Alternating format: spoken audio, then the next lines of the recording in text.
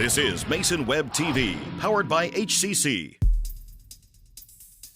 This broadcast on Mason Web TV, powered by HCC, is being made possible by Hood Canal Communications, committed to providing quality services that exceed customer expectations in voice, video, data, and customer service, keeping our community connected since 1934.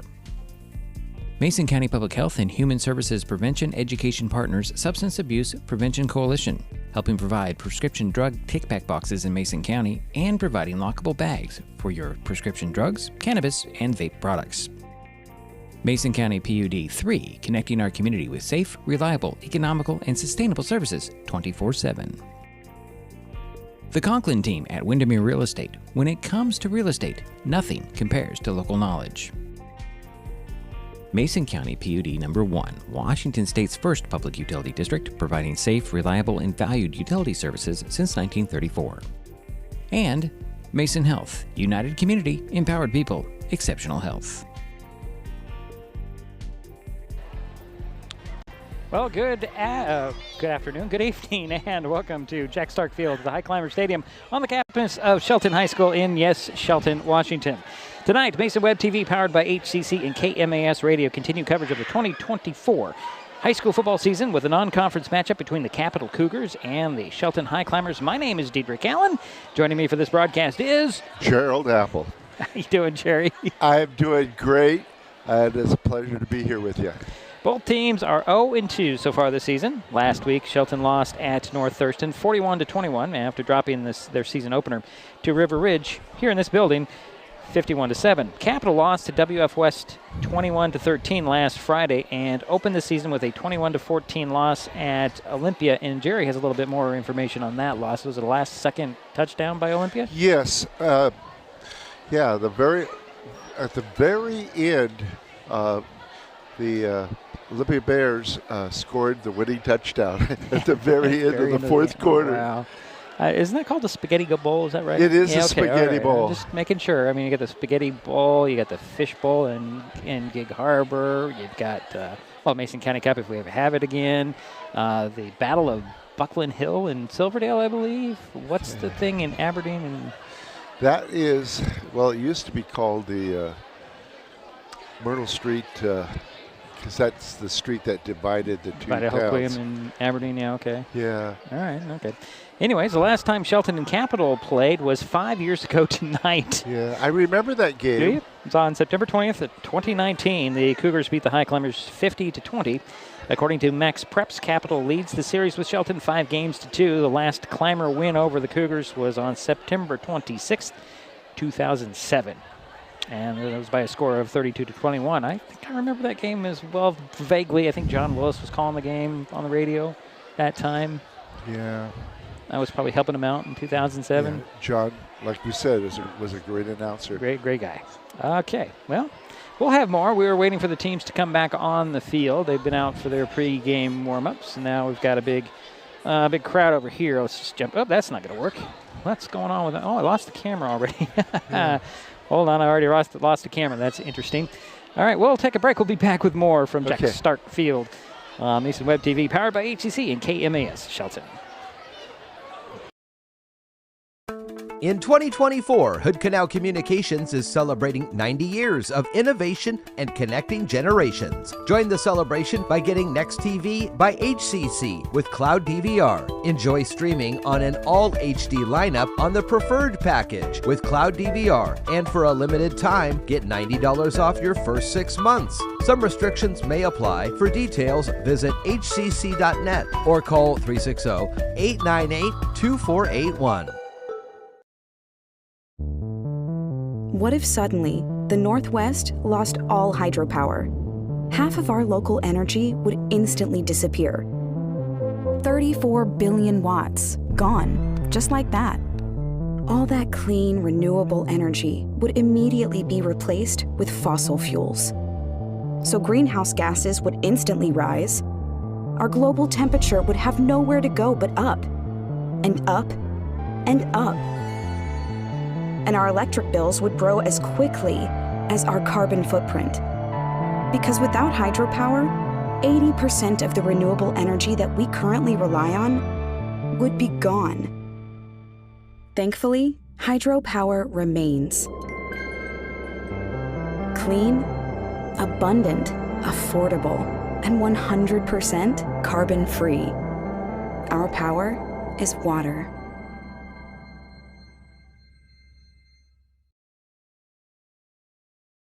With all the question marks and uncertainty that surrounds today's real estate market, it is nice to know that there is a local team that has the experience with all types of markets to ensure you make a sound decision, whether selling or buying. The Conklin team at Windermere Real Estate has been a staple in the Mason County community for over 40 years. Feel free to reach out to Jeff, Andy, Chrissy, or Laura with any real estate questions that you may have. When it comes to real estate, nothing compares to local knowledge. And we're back here at Jack Stark Field, Highclimber Stadium. Diedrich Allen, Jerry Apple. Jerry, you showed me a little graphic. 62 degrees tonight. Yes. A little cloudy. No threat of rain at all. It's cloudy. No threat. And the flag is not moving. Not moving, yeah, that's true. So no wind shouldn't be an issue, at least not at this point. And, well, we're waiting for the climbers to come out of the locker room. The clock has hit triple zeros on the warm-up, so the climbers need to come out here. Although we were noticing that the clock started a little early. Yes, it did. That was why I was confused and saying, what time are you going to be starting your pre-program? Right. Pre-game program. Well, it's 6:51. Usually the clock goes to 6:55. And then we do all the pre-game stuff. Pre-game, you know, the national anthem, whatever else is here. But the Highclimbers are still, we're still waiting. Nice crowd down there waiting for them to come out across the, out of the locker room, come onto the field. They look across the field from our location, and you can, in that camera, barely see the Cougars. White jerseys, the maroon pants, black letters. Got a good crowd tonight. Yes, we. And Capital, of course, travels well. Right. And yes, a very good crowd. The band's over there for the Highclimber, and we're still waiting for the Highclimber football team to come on to the field here at Jack Stark Field. Well, you know, we've seen some good improvement in Shelton last week. Right. I was real pleased about that. They played 3 strong quarters, and we'll see tonight.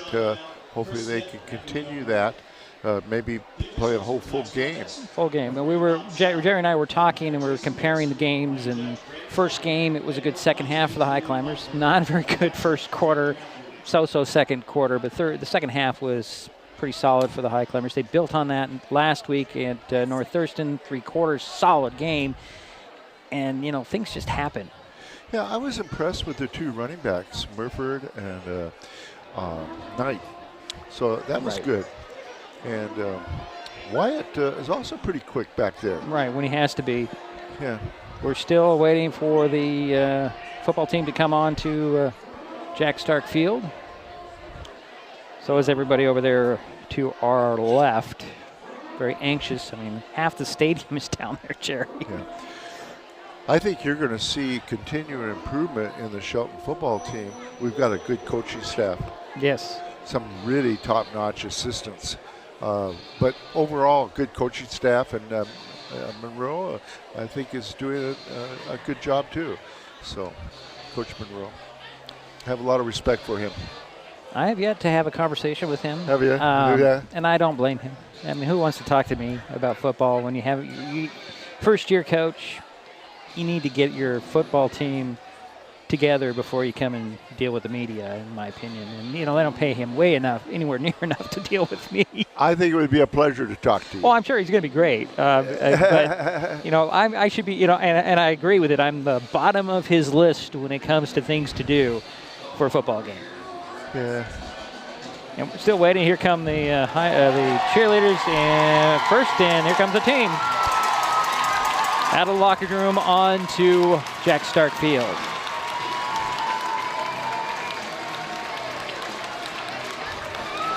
This is an interesting ad on this red smoke. Yeah, I was going to mention that. They did that week 1 as well. And it's just an interesting little addition. We'll take a timeout. We'll be back to coin toss all and the kickoff all coming up here on Mason Web TV, powered by HCC and KMAS Shelton. An important safety reminder from Mason PUD 3.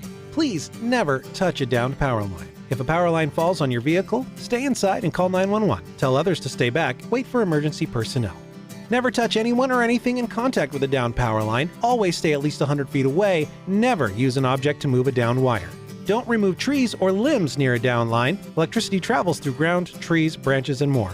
It's not safe. If you see a downed line, call PUD3 at 360-426-8255.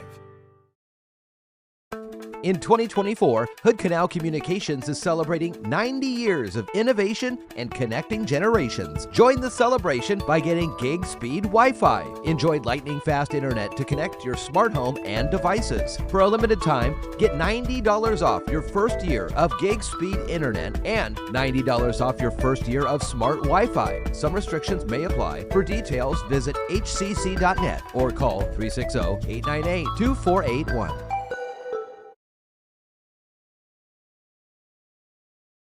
And we're back here at Jack Stark Field, waiting for the coin toss here.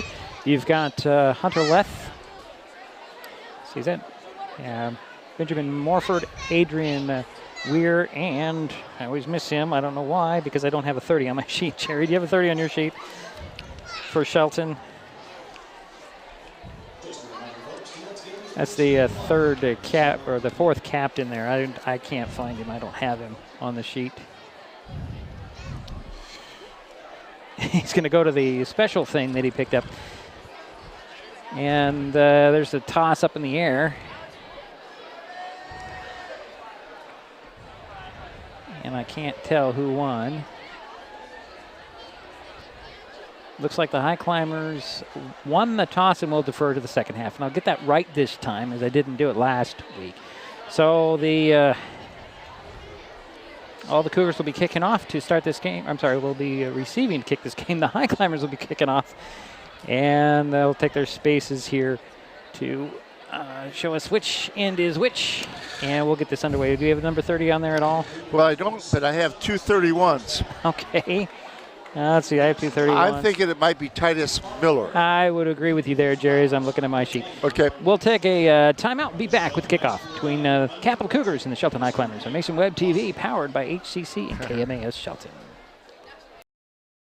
Kids can't tell when food or drinks include cannabis, especially when the package is fun and colorful. Remember to store in a safe place, out of sight and out of reach.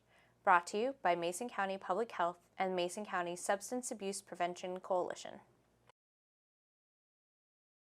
Please thank the sponsors who are helping make this broadcast possible. They include Hood Canal Communications, Mason County Public Health and Human Services Prevention Education Partners Substance Abuse Prevention Coalition, Mason PUD 3, the Conklin team at Windermere Real Estate, Mason County PUD number 1, and Mason Health. Mason County is a very special place. When you're looking for sound real estate advice, pick the team that has called Mason County home for 5 generations. The Conklin team at Windermere Real Estate is always thrilled to help you buy or sell real estate in our area. Whether it is Hood Canal, Harstein Island, Matlock, Tahuya, South Puget Sound, or Shelton, the Conklin team at Windermere Real Estate has the experience you can trust. Remember, when it comes to real estate, nothing compares to local knowledge.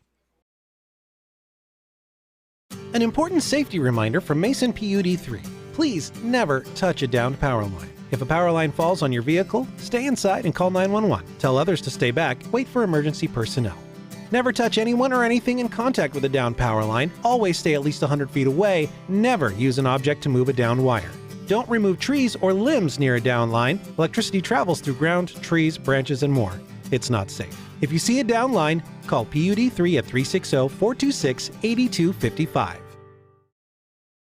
In 2024, Hood Canal Communications is celebrating 90 years of innovation and connecting generations. Join the celebration by getting Next TV by HCC with Cloud DVR. Enjoy streaming on an all HD lineup on the preferred package with Cloud DVR. And for a limited time, get $90 off your first 6 months. Some restrictions may apply. For details, visit hcc.net or call 360-898-2481.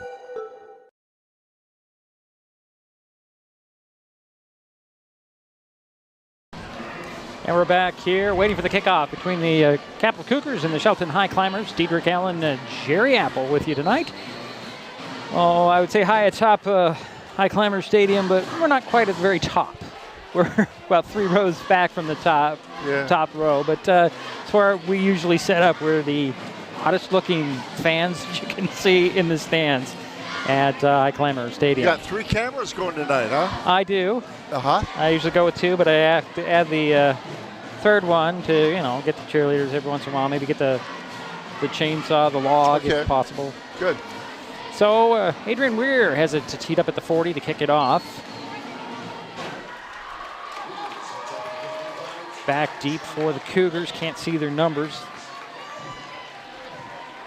We're standing about the 10. Waiting for the run-up by Weir. Here he comes. Kick is high, a little bit short. Coming and taking it at the 19. Is number 22. He'll get to the 30. And 22 is Patrick Halpin with the return. 41-yard kickoff. And it looks like a 12-yard return. The Cougars are going to start out on their own 32-yard line, 1st and 10. Now they're going to pretty much run similar formations as the Highclimbers. They'll go out of the pistol. Quarterback is number 10, Lucas Redmond. The running back is number 26, Blake Ostrander.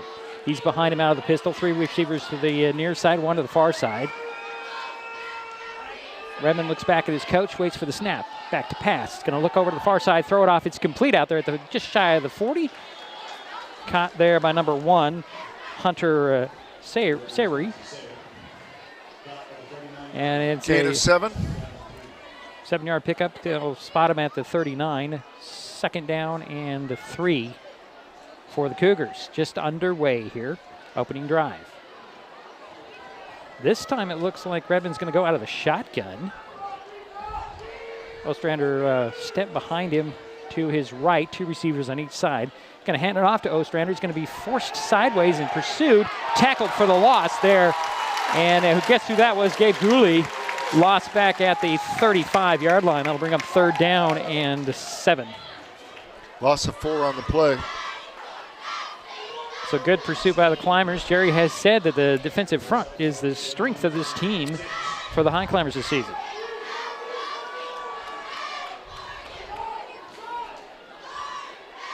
Going to go a hash mark near side from the 35. 3rd down and 7.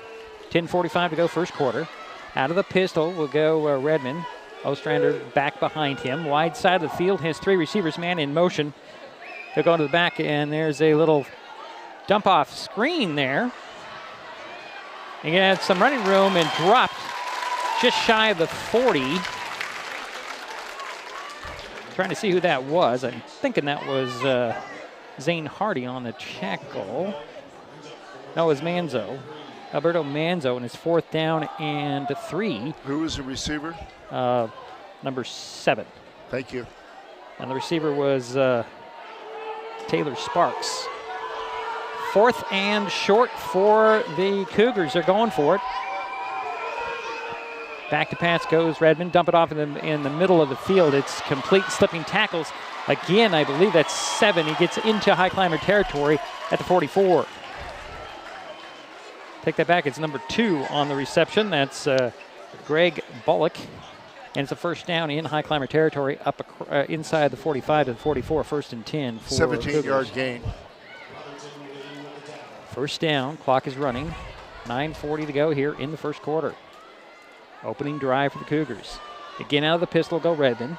Ostrander behind him. 2 receivers on each side, man in motion. And a little fake toss to him. Back to pass goes Redmond. Throws over the middle. It's complete to number 8 this time. Clayton Hatch with the completion. Just across the 1st down marker to the 33-yard line. 1st and 10 coming for the Cougars.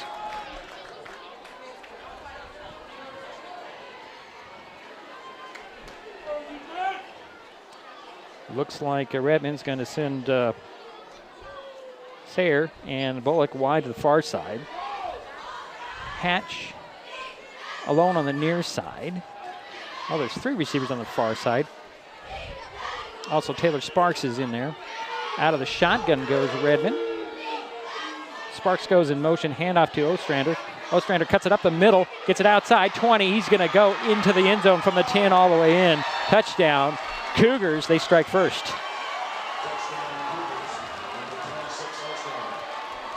33-yard touchdown run.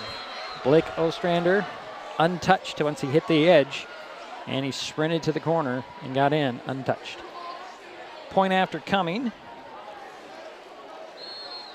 Nolan Potts will do the kicking. Now, here's the interesting thing about Potts. Oh, they're going for 2 here, sorry. And Potts is going to run. He's got to, well, he's looking and he's hesitating. He'll step in for the 2, and that makes it 8-0.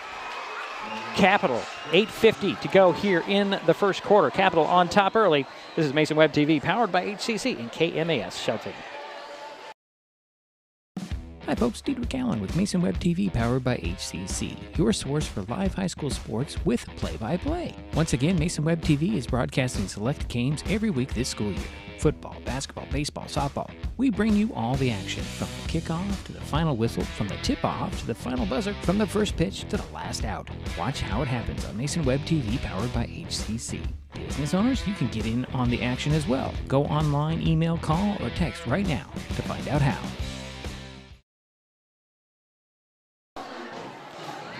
Well, Cougars up 8-0 here, 8:50 to go first quarter. And I was going to finish my thought about the Nolan Potts. In the warm-ups, he had the ball teed up at the 40, and he kicked a field goal. That's a 50-yard field goal. That's pretty impressive in a warm-up. So granted, it's off a tee. Granted, there's nobody rushing at you. But still, that's pretty impressive. He'll get it teed up to kick it off to the Highclimbers. Hash mark far side. Here's the run-up and the kick. High, end-over-end kick, taken at the 10. Actually, they called the 8, bobbled there, and then picked up. And slipping his way just shy of the 20-yard line. Trying to see the number here. That was Benjamin Morford on the return. About 10 yards on that, 11 yards on the return. They'll spot the ball right at the 20. Hope they're going to step back and spot it at, no, they're going to put it on the 20. Yeah, I was right the first time. 52-yard kickoff. Yeah, we just talked about Nolan Potts and his leg strength. Mm-hmm. So here come the Highclimbers. Their first possession of the ball game. Pistol formation for Wyatt DePoe. He's got 2 receivers on the far side, 1 on the near side. It's the wide side of the field. 2 backs right around him. They'll hand it off. And a hesitation, and this is Morford across the 22, about the 22-yard line, 2-yard pickup. 2nd and 8 coming. Oh, nice little spot. They're actually going to spot it just shy of the 23. I don't know, Jerry, you give him 2 or you give him 3 on that? You're the statistician. I'm going to give him 2. Okay. Just looking at the hash marks. Right. Not quite to the 23. Morford out, Knight in for the running backs.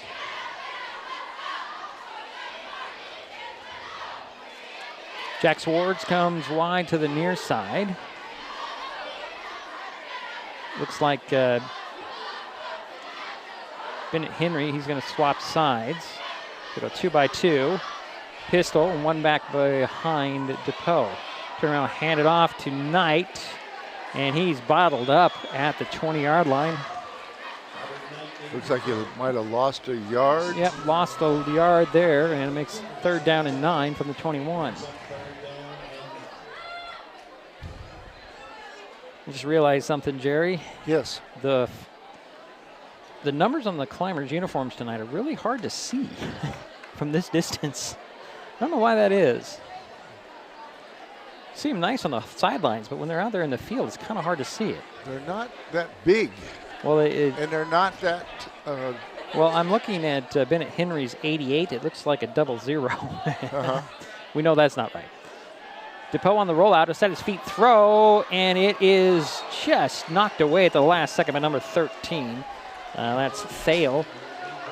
And it was intended for, was it Henry? And it brings up 4th down for the Highclimbers. That'll bring on Phipps to punt it away.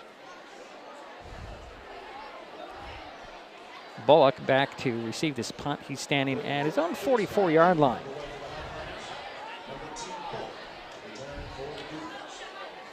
7:04 to go here, first quarter, 8-0 Capital on top, and a 4th and 9 coming for the Climbers, and they're punting. Hayden Phipps gets the snap. Rush comes in, he puts on high and short. It's going to hit at the 38 and take a Cougar bounce. It'll be down at the 32-yard line by Jax Ward. 11-yard punt. Nice hang time, though. Yep. He's got that. He's been noted for that, yes. Yeah, that's the biggest thing about Phipps and his punts is his hang time. And there's not many returns. He's got good. And in last week he seemed to get it further down the field. He did. Maybe it's just this arena. I don't know. Well, the Cougars have a short field to start out on the Highclimber 32-yard line, 1st and 10. They're leading 8-0. 6:54 to go, first quarter. Redmond will go out of the gun this time. Ostrander behind him in a step to his right. Man in motion is number 80. Little pitch to the man that was in motion. That's number 80. Yeah, 80. He'll get around the outside. It's just looking for his name. It's Dante Pregame.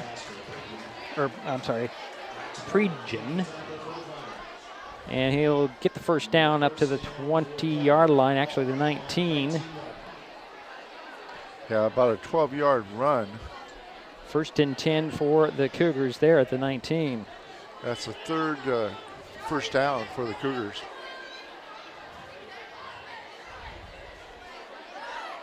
So I'll get up to the line of scrimmage. Looks like Redmond's going to go under center this time. 2 receivers to the far side. Ostrander the back behind him. About 6 yards behind. Man in motion. That's Sayer.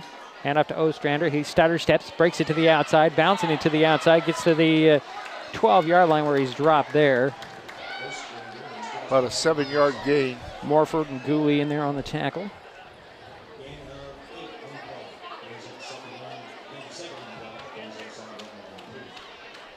So 2nd and it looks like 3 from the 12-yard line. They need the 9 for the first down. Yeah, Ostrander has had 3 carries for 36 yards so far. Well, we expected that out of him. He's going to be the workhorse. Same formation this time. Under center goes Redmond. Ostrander the back behind him. A receiver on each side. Man in motion. Across the formation. Little faked handoff being pursued. Going to throw for the end zone. Almost intercepted, but it's dropped. I believe that was Zane Harding getting almost picking that ball up, but it goes incomplete. It's 3rd and 3. Good play by the Climber defense that time. Yeah, that's his second good defensive play by Harding this game so far. Clock is stopped at 5:57 to go, first quarter. 8-0 Capital on top with the ball. Bullock will bring the play in from the sidelines. That's the first incomplete pass for the Capital. Redmond goes out of the pistol with Ostrander behind him. 2 receivers to the far side, 1 to the near side. Back to pass he goes. He's got some protection. He's going to be flushed out, and he's going to be dropped. Harding again in there with the sack on the play. Also on the pursuit is going to be Gabe Gooley and Bennett Henry, in a loss on the play. That brings up 4th down. Back ball is going to be spotted at the 18-yard line. And here comes the field goal team, I'm assuming. Yes. Who was the ball carrier? Quarterback? It was a quarterback. It was a sack. First.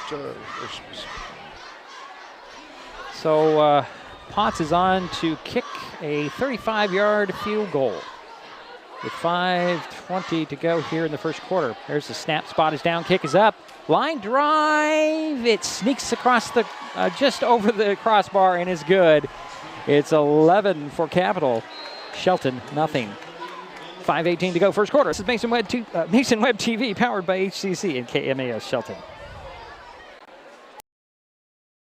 In 2024, Hood Canal Communications is celebrating 90 years of innovation and connecting generations. Join the celebration by getting Next TV by HCC with Cloud DVR. Enjoy streaming on an all HD lineup on the preferred package with Cloud DVR. And for a limited time, get $90 off your first 6 months. Some restrictions may apply. For details, visit hcc.net or call 360-898-2481. Well, the Cougars are on top, 11-0. Yeah, well, Potts had I have a 21-yard field goal. He was from the 11, so you would add the 10 to that. No, he was from the was he 25, Jerry. Was he from the 25? Yeah. Okay, so it's a 35-yard 35 field. I don't know where he got the 11.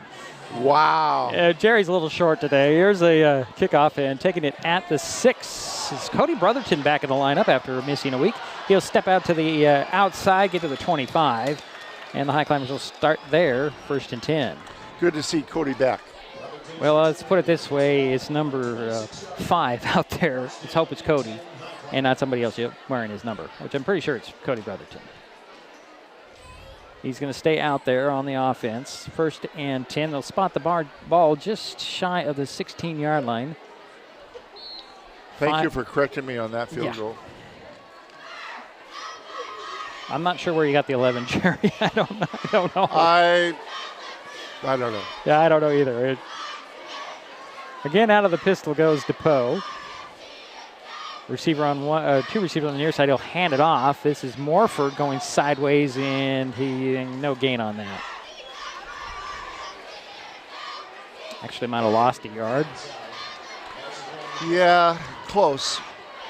Call it 2nd and 11 back at the 20. Clock is running with 4:50 to go in the first quarter. 11 for Capital. Shelton 0, and they've got the possession.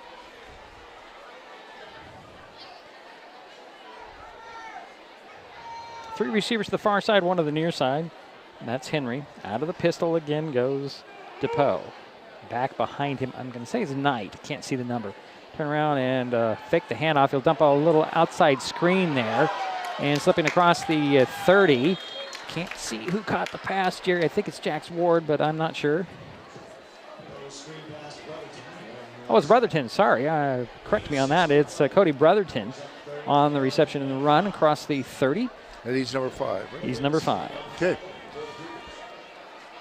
31, they'll spot it. It's 3rd down and 5. And that was a 6-yard pickup. Climbers taking some time in the huddle. We do have the play clock on the field today. Let's see how long that works.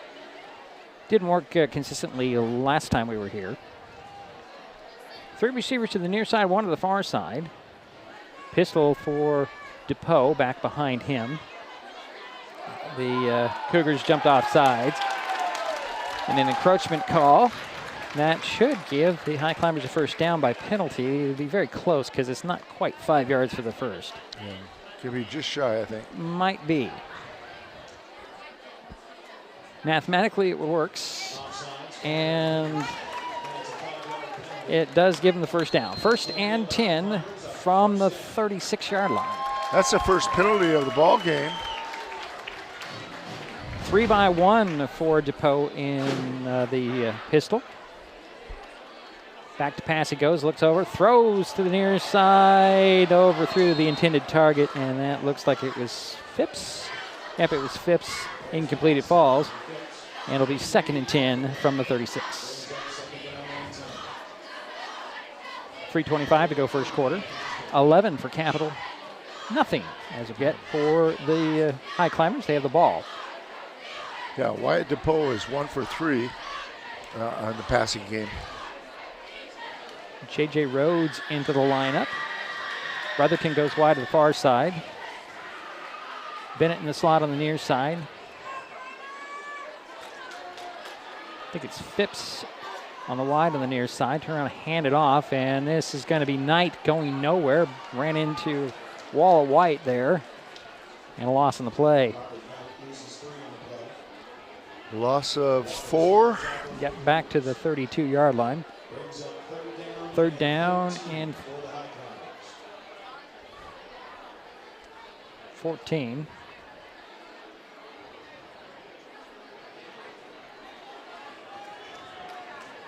Night out. Morford in for the Highclimbers. Taking their time in the huddle.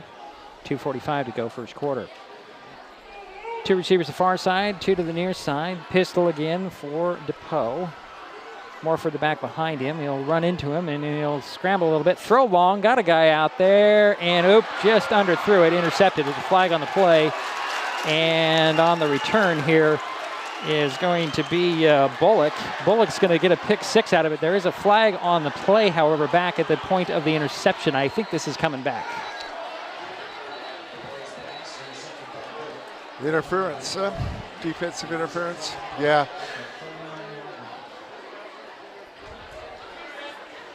Going to get a conference down at the goal line.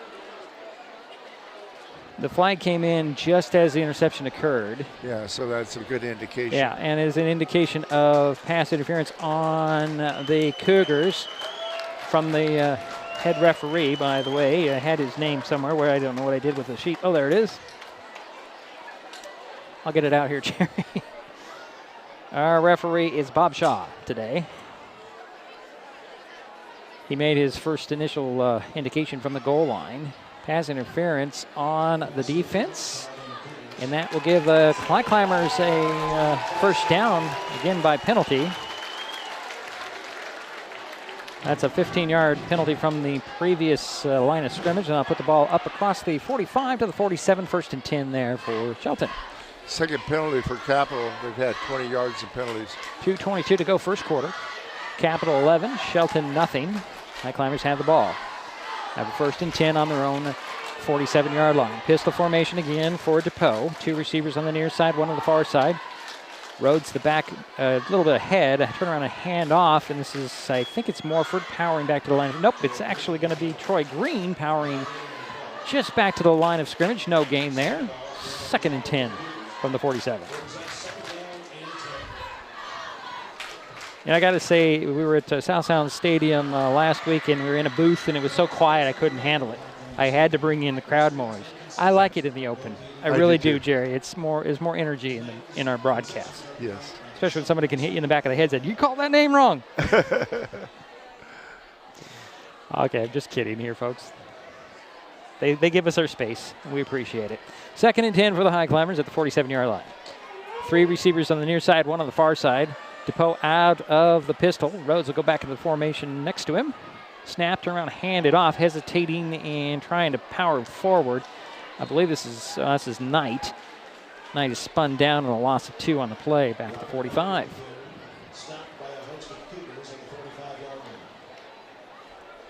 So approaching a minute here to go in the first quarter. 3rd down and 12 coming from the 45. Boy, the Capital defense, rushing defense has been great tonight. It has so far. J.J. Rhodes back in the lineup. I'm sorry, he's on the sidelines, and Hunter Leff will step on. Play a little offense. Jax Ward, the wideout on the near side. 3 receivers on this near side, 1 on the far side. Pistol again for DePoe. Back to pass he goes, looks over the field. Going to have to be flushed out. And to tuck under, and a swarm of Cougars there. Bring him down, led there by Hackney. Owen Hackney, and that brings up 4th down. A loss of about 12 on that play. Yeah. 12, 13, 12. I'd say more like 10, but yeah.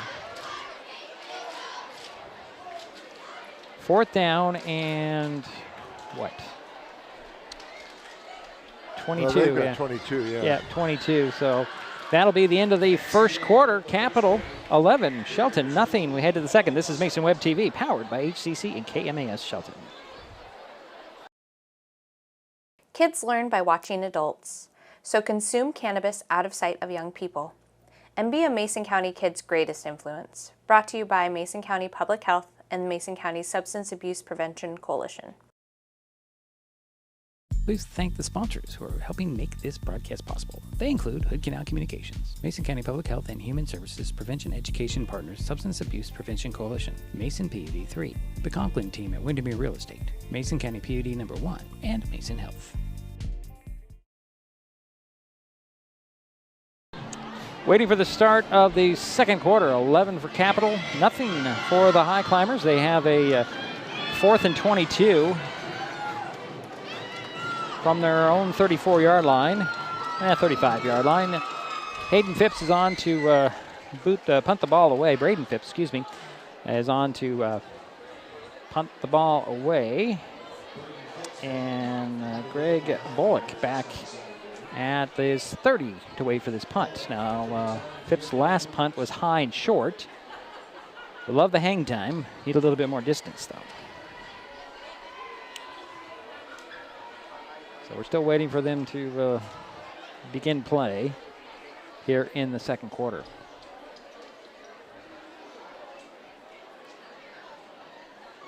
Get everybody set for the refereeing crew, and here we go.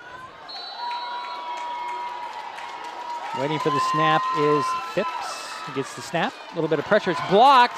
Ball's up in the air, picked up by Phipps. Phipps is gonna run to the 40. Stutter set and get back near the midfield there. A good heads-up play by Braden Phipps. He caught his own deflected punt and returned it to the 48-yard line, 49-yard line, but the Cougars are going to start out there with the ball. But he picked up 16 yards. He did, and a good heads-up play by Phipps there. Kept his eye on that ball and returned it.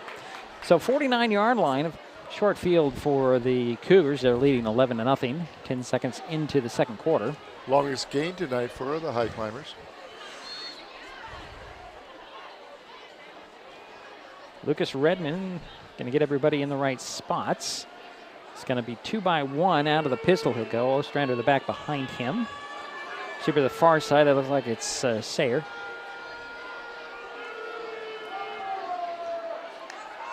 Waiting for the snap, man in motion, and that's Taylor Sparks. Back to pass goes Redmond. He's going to launch it out there. Sparks had it, lost it at the last second. Good defense by the Climbers, knocking it away.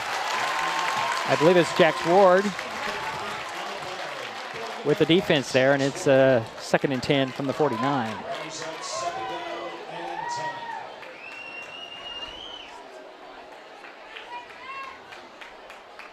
So 2nd and 10 for the 49 for the Cougars. Clock is stopped at 11:44 to go in half. Hatch and Taylor Sparks, the wideouts on the far side. Pistol again for Redmond. Man in motion is going to be Taylor Sparks. Handoff to Ostrander. No, it's a fake handoff. It'll be dump-off pass, and he slips one tackle to Taylor Sparks. They'll get inside the 45 to the 42-yard line. 7-yard pickup, 3rd and 3 coming for the Cougs. 11:20 to go here in the half. Clock is running for the Cougars. They're leading 11-0. Sayer and Bollock, the wideouts on the near side. Again, out of the pistol goes Redmond. Ostrander the back behind him, staying at the 50. Line of scrimmage at the 42. Climbers showing blitz. Back to pass, short drop, throws over the middle. It's complete out there to Taylor Sparks.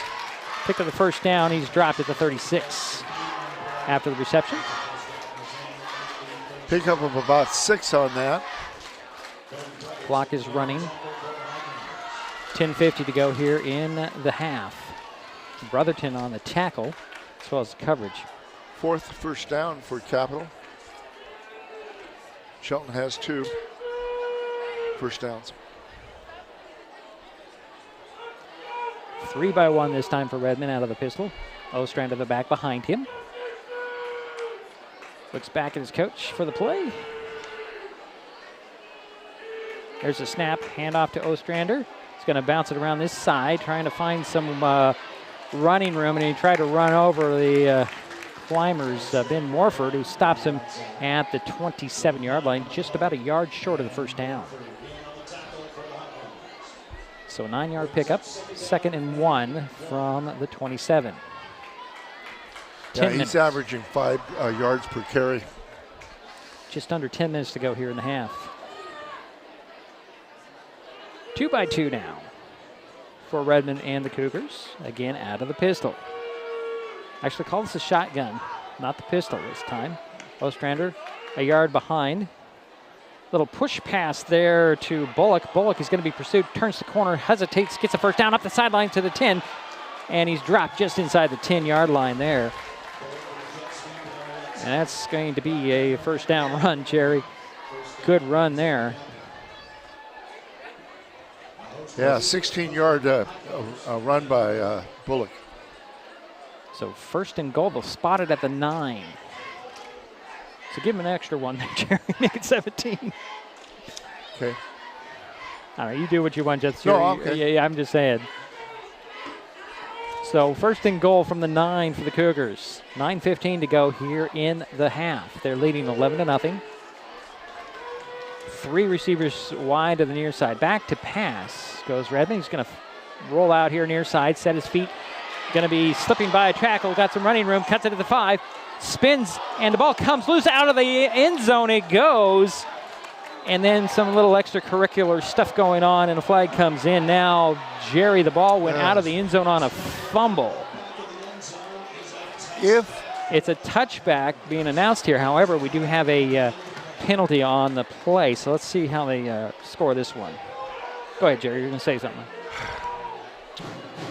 It's a touchback. We know that, but the penalty is going to affect how this comes out here.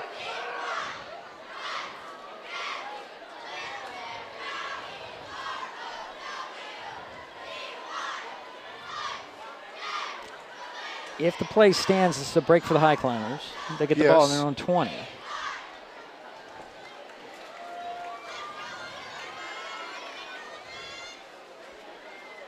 As it stands, we're still in the conference with the refereeing crew. This could be that game, Jerry, that we have a lot of conferences and a lot of discussions. It's okay if they get it right. That's true. But we always seem to have one game a year that just seems to be stretched out because of the officiating, and it's usually week 2 or 3. I remember that last year, yeah. And we are sitting in week 3, so this could be it. Now we get the discussion here as it continues, and the referees talking to the Cougar coach. And it does appear the Highclimbers have the ball, but there is that penalty. I imagine it's going to be half the distance, so put it at the 10 on the unnecessary roughness. So that's the first penalty for the Highclimbers, correct? No, it's a penalty on the Cougars.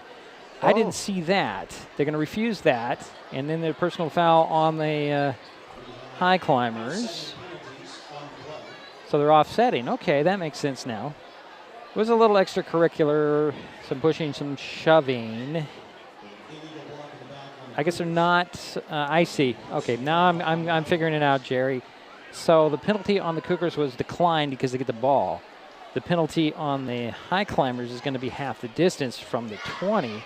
Should put them at the 10. That's what I thought was going to happen. So it's 1st and 10 from the 10 for the Highclimbers. Does that make any sense, folks? Jerry, does that make sense? Okay, Jerry says yes, it makes sense. So the penalty against the Cougars was declined because the Highclimbers get the ball. And then they take the penalty, and it ends up being 10 yards. So 1st and 10 from the 10 are the Highclimbers. Pistol formation, turn around, hand it off, and nowhere to run. Is going to be Benjamin Morford. And a loss of 4 on the play back at the 6. Make it 3 at the 7.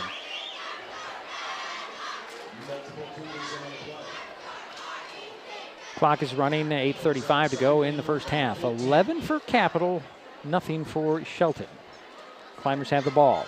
2nd down and 13.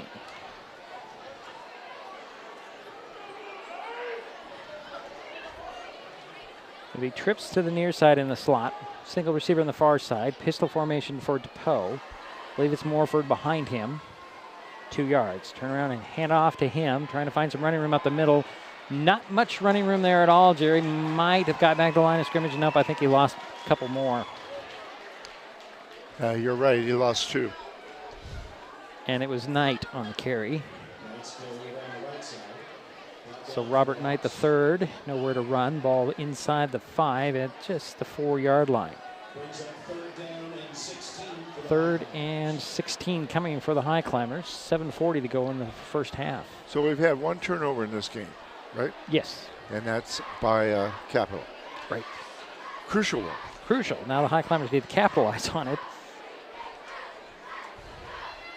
Having some trouble trying to find some running room here are the Climbers. And we're going to have a timeout on the field by Capital Cougars. So we'll keep it right here. You know, Jerry, election season is upon us, and it's important to make informed decisions. With that in mind, there are several candidate forums scheduled in the next month to help you make, know who is running for Mason County Commissioner and 35th Legislative District State Representative. On October 10th, the Mason County Commissioner candidates will face off at Hoodsport Community Church. On October 16th, the Shelton Mason County Chamber of Commerce is holding a candidates forum at Olympic Middle School in Shelton. That forum will be broadcast by Mason Web TV, powered by HCC. And the next day, October 17th, is the League of Women Voters of Mason County's Speed Dating with the Candidates in the POD3 Auditorium. Mason Web TV, powered by HCC, will broadcast the speed dating forum. And you will be doing many of those, won't you? Well, 2 of those that I just listed here, and Jeff and I are working on our own little thing. And a timeout was awarded to? Capital. Okay, thank you.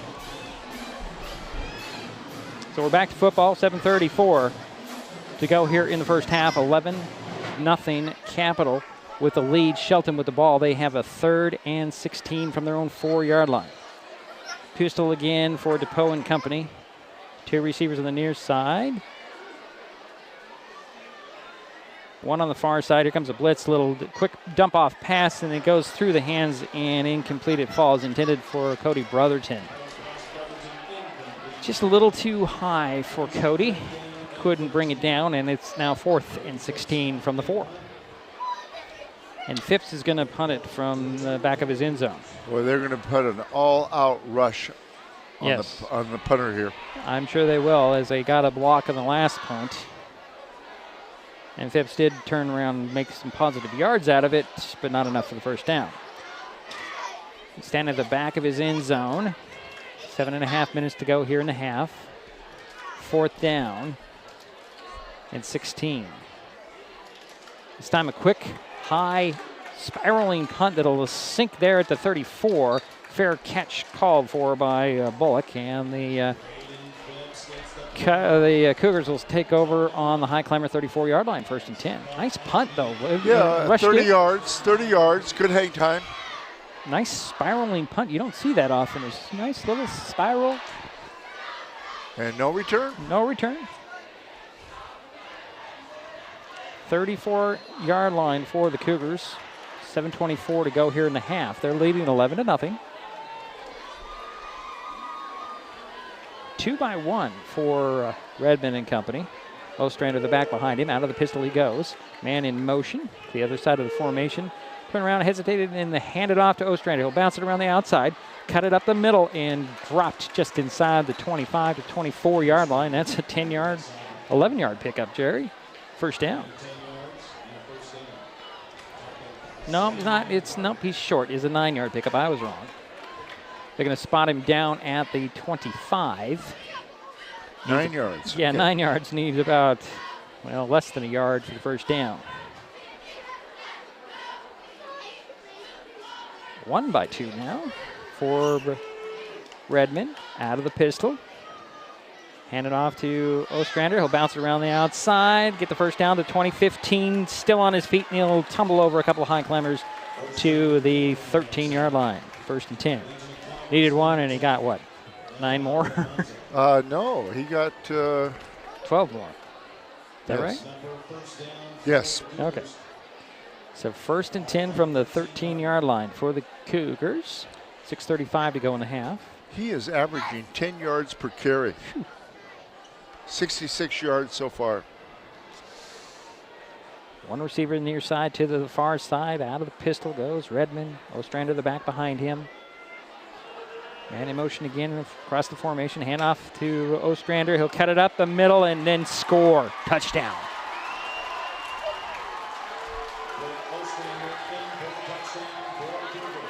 He was angling it, then he found the seam and just scored it in for the score, Jerry. And it's now 17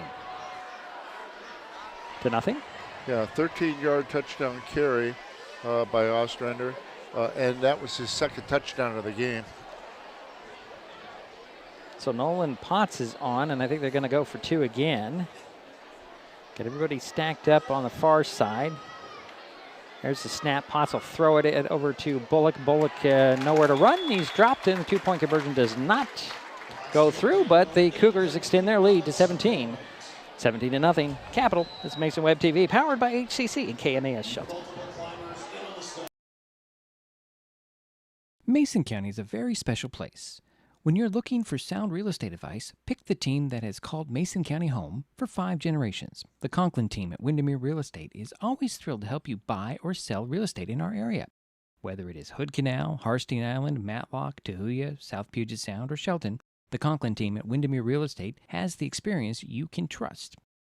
Remember, when it comes to real estate, nothing compares to local knowledge.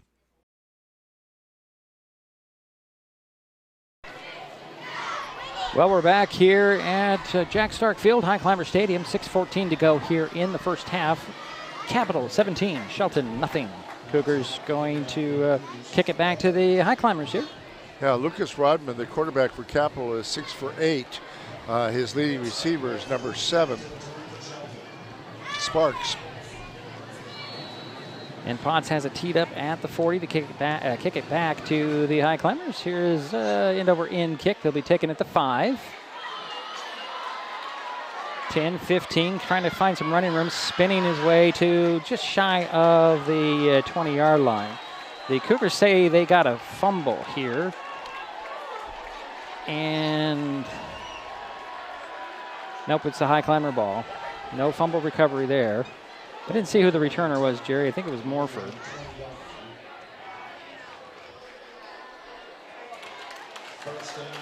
They will spot the ball down at the 21-yard line. 1st and 10 for Shelton.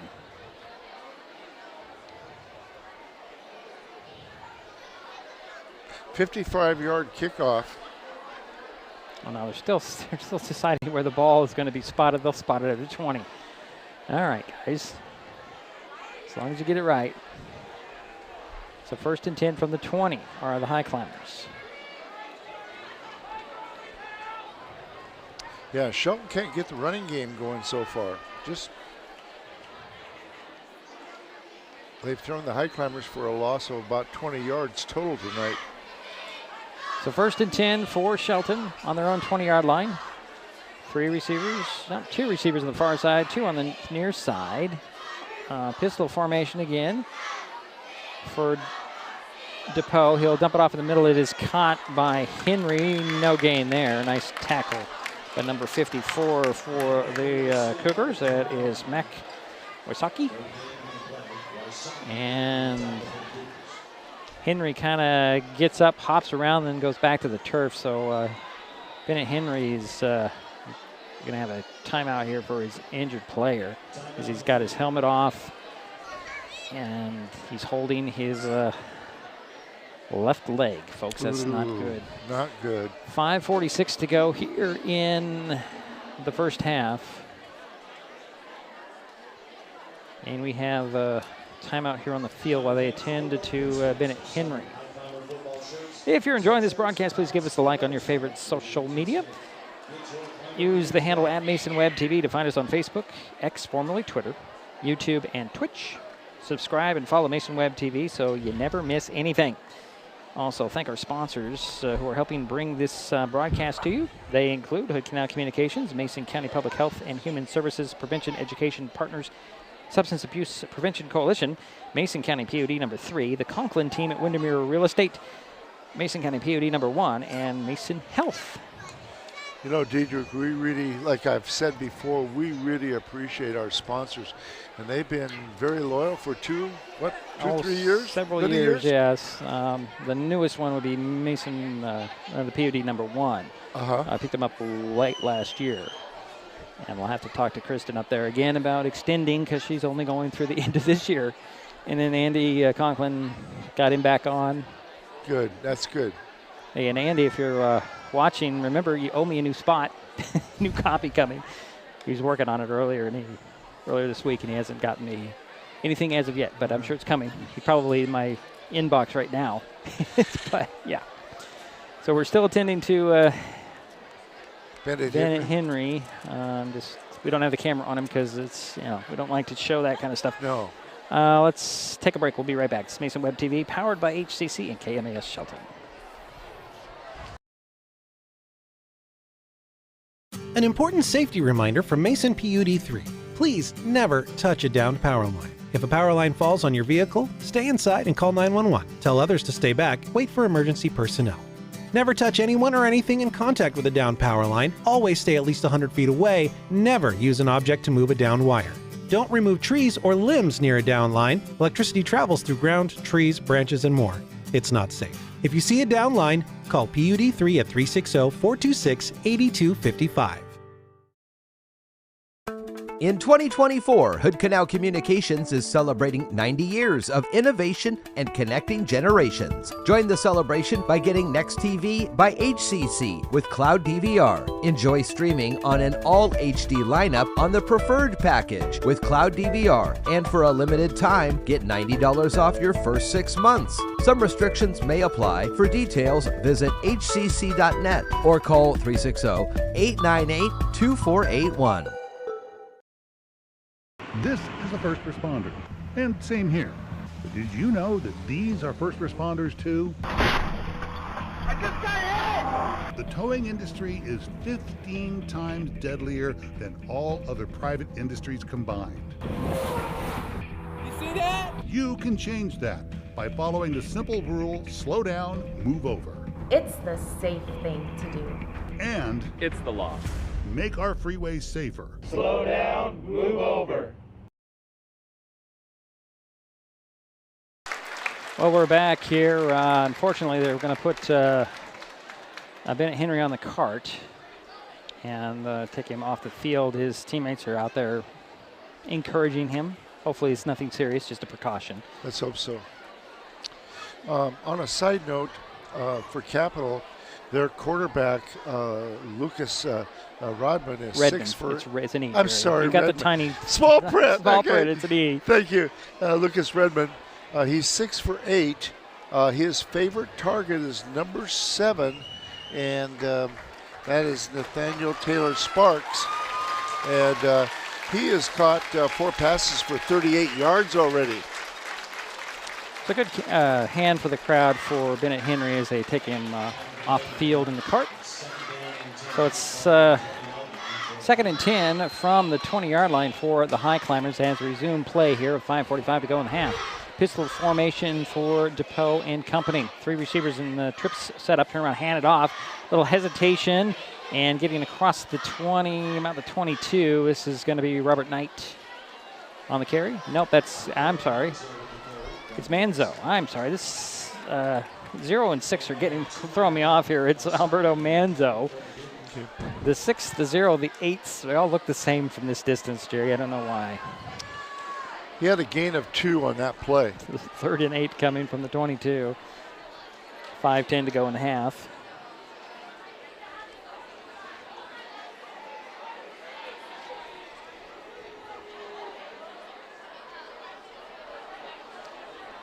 Roman Trevino wide to the near side.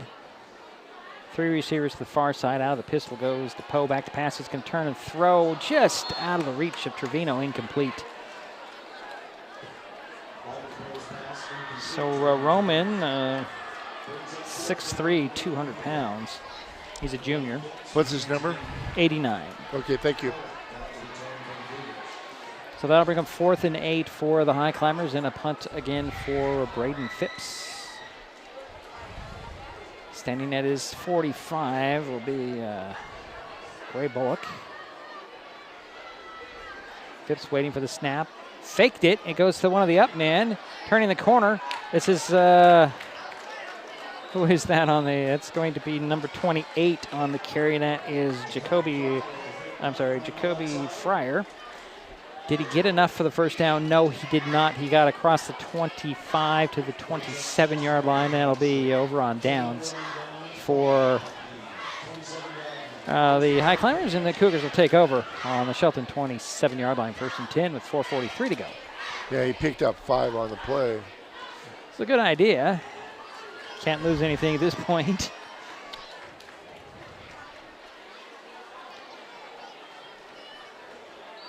So Redmond's still out there. Ostrander's still out there. 2 by 2 for the Cougars. And again, out of the pistol goes Redmond. Turn around, back to pass. Off the snap, got lots of time. He'll dance, he'll try to run. He's going to be tripped up. And no gain on the play. Good coverage this time by the Highclimbers in the secondary. Nowhere to go for Redmond. And second, and actually they're going to loss of 1. Jerry back to the 28. 2nd and 11. Clock is running, 4:15 to go in a half. Same formation, 2 by 2. Pistol. Looks back at his coach. Claps his hands, waits, and hands it off to Ostrander. He tries the left side and nowhere to go. Dropped. Might have picked up a yard there. Gooley in there on the tackle. Now no gain. 3rd and 11. From the 28.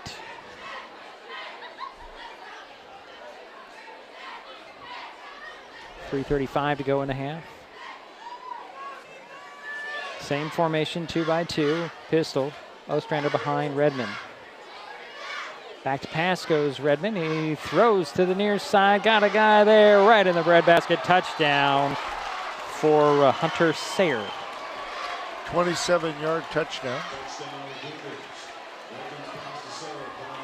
It's at 24-0. 3:22 to go here in the first half.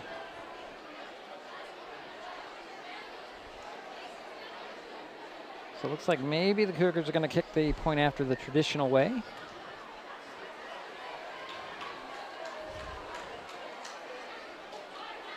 As Potts is on. The holder is Carter Pennington. High snap, put down well. Whoa, it's going to be blocked. And no good on that point after. So the score remains Capital 23, Shelton nothing. 3:22 to go in the half. This is Mason Web TV, powered by HCC and KMAS Shelton. Mason County is a very special place. When you're looking for sound real estate advice, pick the team that has called Mason County home for 5 generations. The Conklin team at Windermere Real Estate is always thrilled to help you buy or sell real estate in our area. Whether it is Hood Canal, Harstein Island, Matlock, Tahuya, South Puget Sound, or Shelton, the Conklin team at Windermere Real Estate has the experience you can trust. Remember, when it comes to real estate, nothing compares to local knowledge.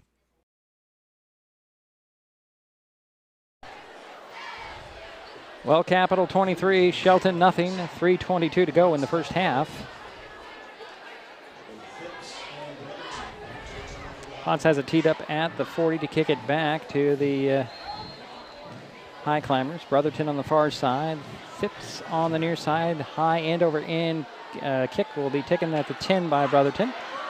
To the 15, 20, 25, 30, 35, 40, 45. Still on his feet, and then he's driven back. But a good return for Cody Brotherton. 35 yards. Nice to have you back, Cody. Looked like they were just easing him into the lineup, Jerry. Now he's going to go to work. So 1st and 10, they'll spot the ball at the 34 for the Highclimbers. 3:14 to go in the half. They're trailing 23-0.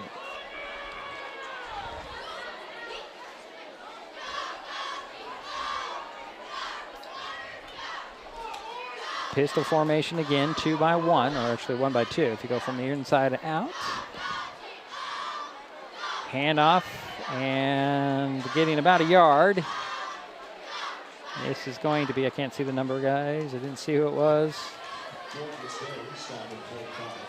Still don't know who carried the ball, Jerry. Was it Phipps? No. I don't know who carried the ball, Jerry, to be perfectly honest.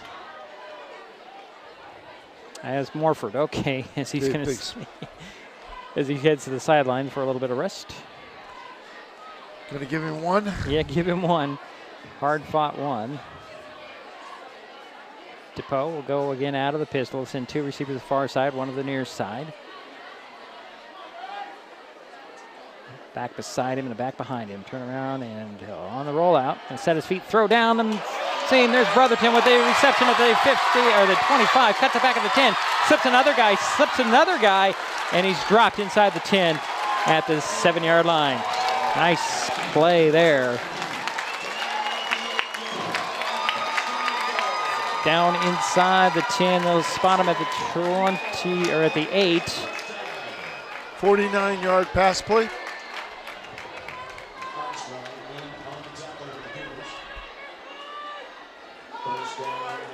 So the Highclimbers have a first and goal from the 8 now. 2 minutes and running on the clock. Ward goes wide to the far side. Full house backfield for DePoe. I think it's Morford behind him. Turn around and hand it off, and it's going to be Monzo making it just, he tried to get back to the line of scrimmage, ends up dropping with a loss of 1 on the play. And I think we have a timeout with the Highclimbers. Yeah, he broke one tackle, but... the Cougars will call the timeout with 1:37 remaining here in the first half. Their second timeout, Diedrich. Okay. Mason Web TV, powered by HCC, helps you know what local government is doing with live video streams of meetings for the Mason County Commission, the Shelton School Board, the North Mason School Board, the Port of Allen Commission, and Mason County Fire District number 12. Watch past meetings of these entities as well as the Shelton City Council. Mason Web TV also covers the Port of Shelton Commission, the League of Women Voters of Mason County, and select informational meetings, the Shelton Mason County Chamber of Commerce, the North Mason Chamber of Commerce, and the North Mason Community Voice. If you want to see what's going on, check out MasonWebTV.com every day. Daily. Back to football here. 1:37 to go in the first half.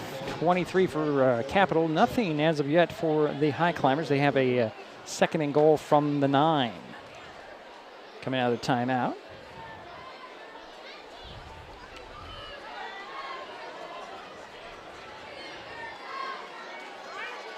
Gooley in the backfield behind DePoe. 3 receivers near side, 1 to the far side, and that's Trevino.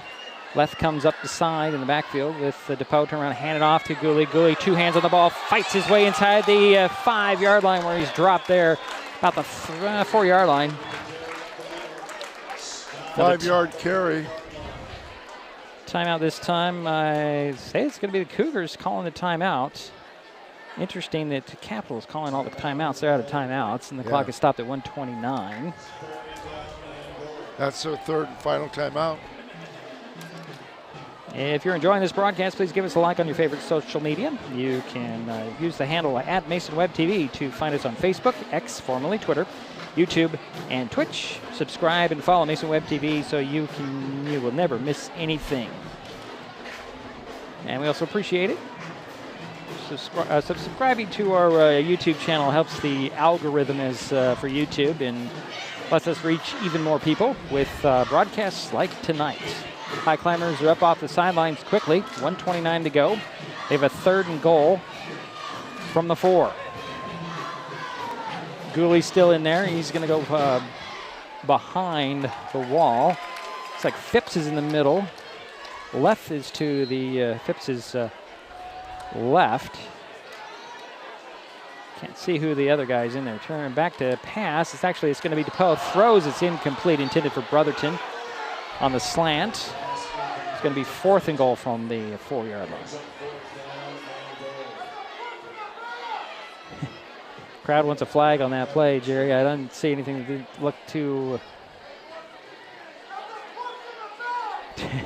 to. I like that play, though. I thought. Yeah, it was the right call. It was a good call. A little bit high. Now it's 4th and goal from the 4 for the Highclimbers. Shuffling everybody around. 2 receivers at the far side.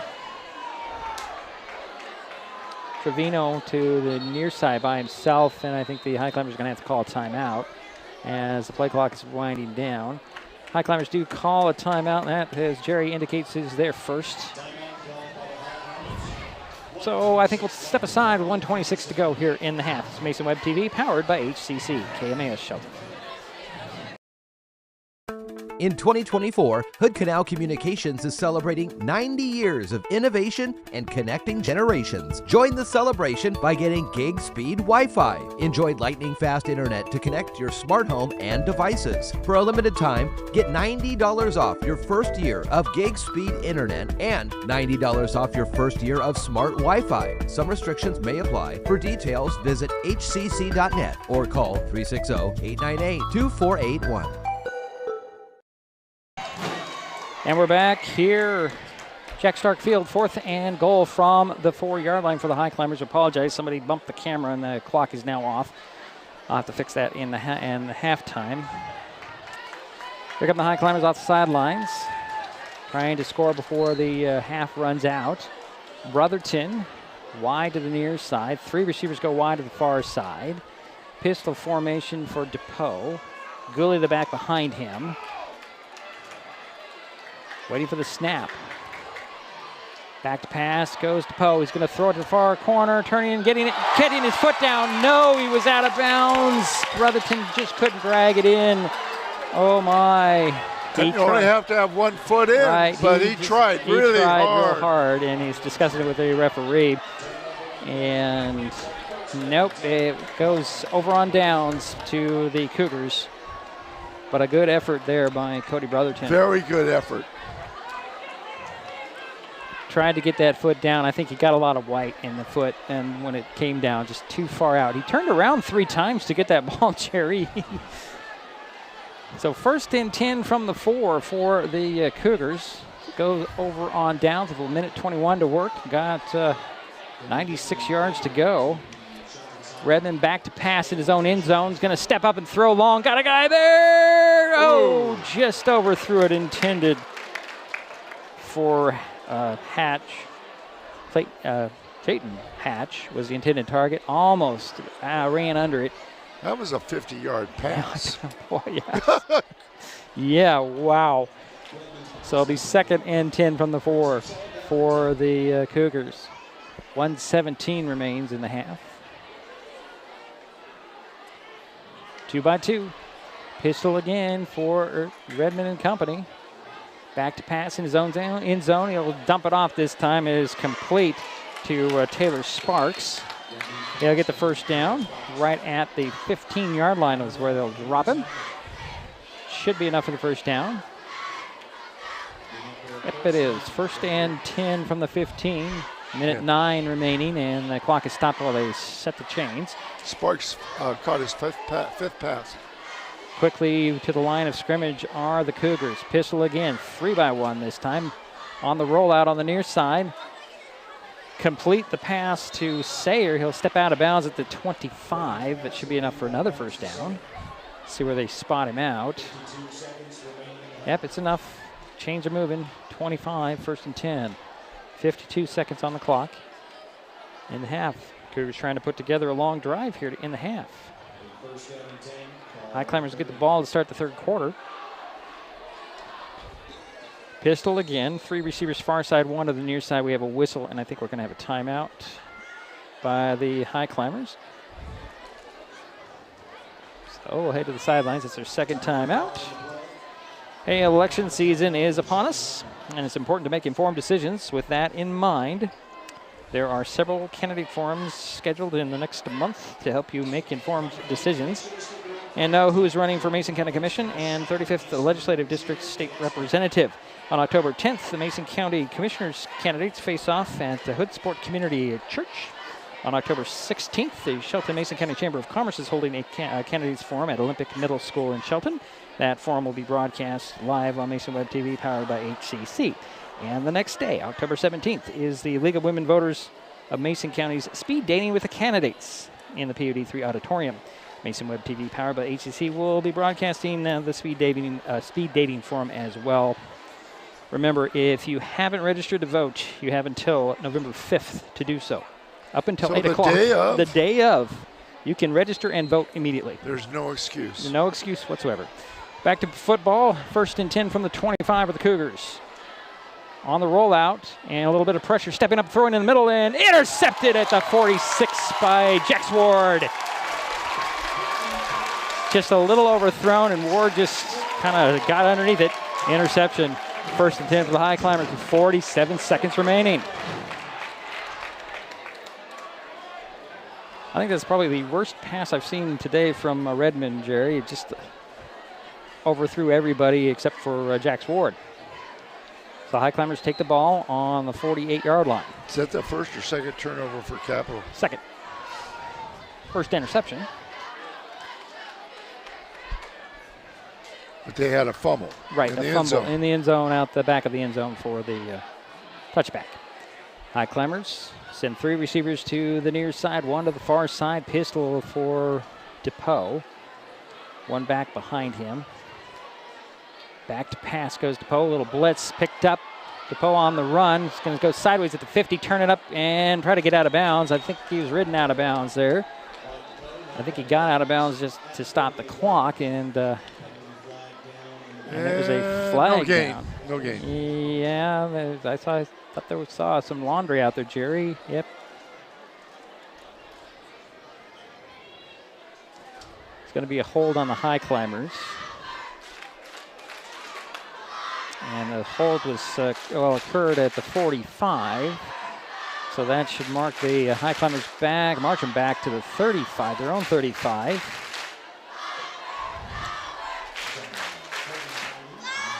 And that's going to make it, no, wait a minute, hold on a second. I'm wrong, I don't understand that call. What? They must have refused the penalty, Jerry.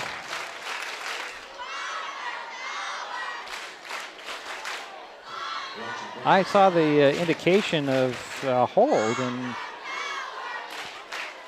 must have refused it. 2nd and 10 from the 48 are the Highclimbers. So no penalty there because it would have been 1st down. Trips to the far side, 1 to the near side. That's Trevino. Back to pass goes to Poe. Again, a breakaway, throw over the middle and off the hands. I think it was intended for 100 left. Yeah. Number 34. Yep. Incomplete, makes it 3rd and 10 from the 48. I understand the logic there. Rather than make it 1st down in a bunch, make it 2nd down and 10, as the Highclimbers haven't really proven that they can move the ball on the Cougars yet tonight. So well, it'll give Capital another chance maybe to get the ball back. Possibly. 33 seconds remain in the half.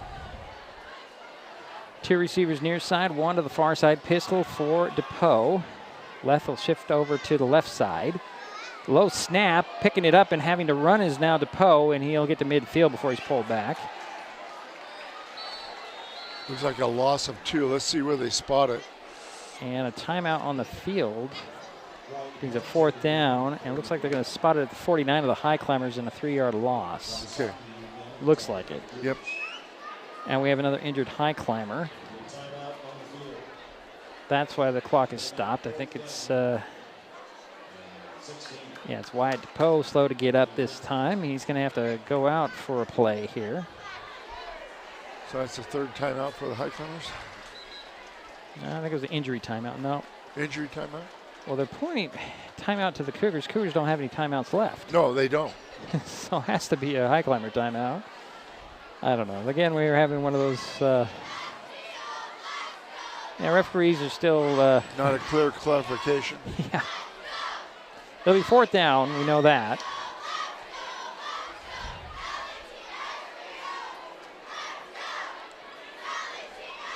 And let's see what the Highclimbers are going to do here with this 4th down.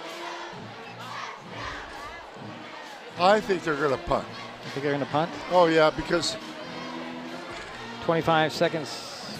Yeah, if you're going to give Capital pretty good possession, field possession. And they give them time to, Yeah, Jerry's right. Phipps is going to go back and punt it away. 25 seconds remain here. Bullock back about 17-yard line. Wait for this punt from Phipps. Yeah, Phipps' last punt was pretty good. He got it off quickly as the Cougars have been coming all night long. High snap. Phipps puts it down, puts it up, partially blocked, but gets it away. Another spiraling kick. It's going to hit at the 35 and roll out of bounds about the 30. Taking that Highclimber bounce. 22-yard punt. Good roll. I think somebody got a piece of it too, Jerry. Going to spot it at the 29. 1st and 10 for Capital. 18 seconds remain in the half.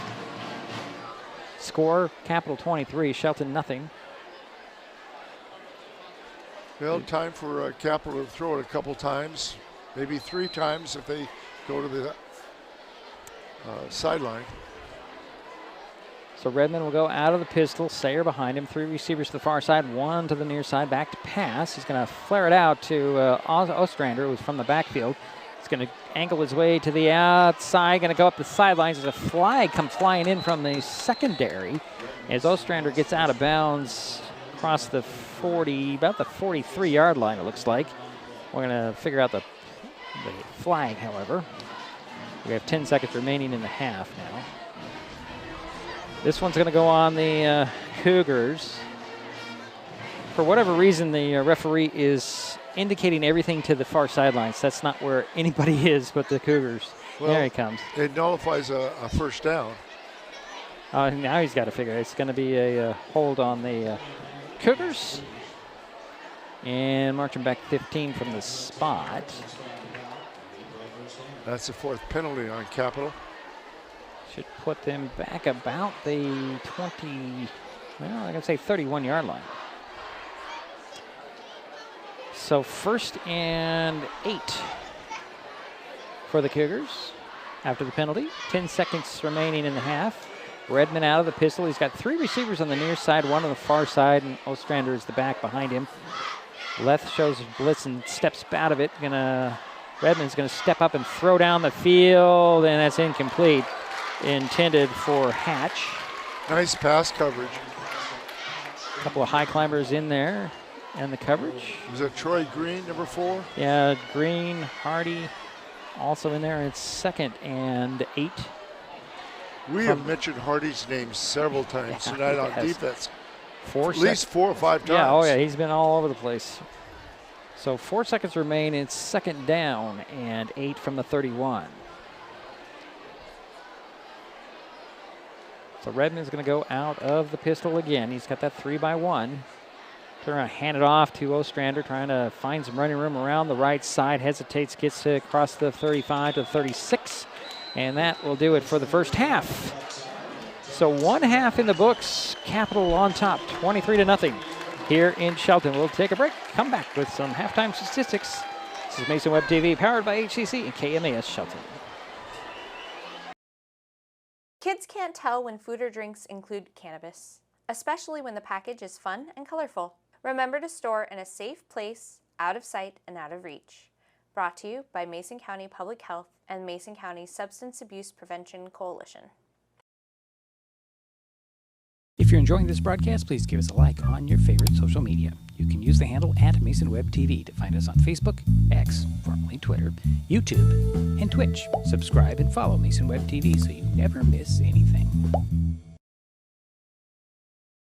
Hi folks, Diedrich Allen with Mason Web TV, powered by HCC, your source for live high school sports with play-by-play. Once again, Mason Web TV is broadcasting select games every week this school year. Football, basketball, baseball, softball. We bring you all the action, from the kickoff to the final whistle, from the tip-off to the final buzzer, from the first pitch to the last out. Watch how it happens on Mason Web TV, powered by HCC. Business owners, you can get in on the action as well. Go online, email, call, or text right now to find out how.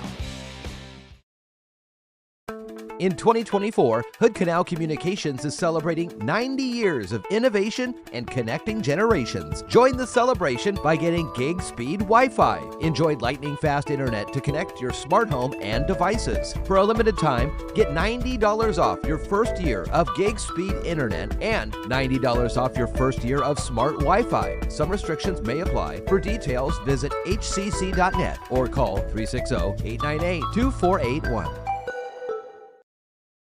In life, things aren't scripted. If you're an athlete, we need people like you and translate those skills to officiating. You can get a lot out of it.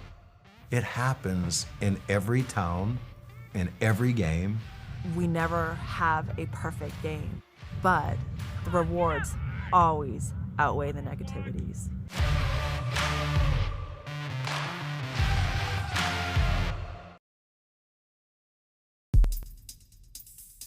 This broadcast on Mason Web TV powered by HCC is being made possible by Hood Canal Communications, committed to providing quality services that exceed customer expectations in voice, video, data, and customer service, keeping our community connected since 1934.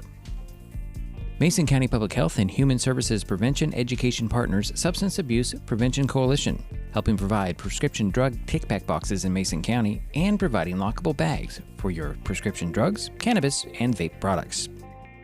Mason County PUD 3, connecting our community with safe, reliable, economical, and sustainable services 24/7.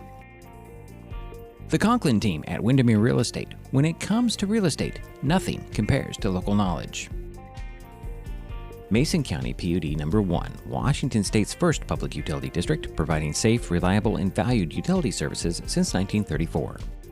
And Mason Health, united community, empowered people, exceptional health.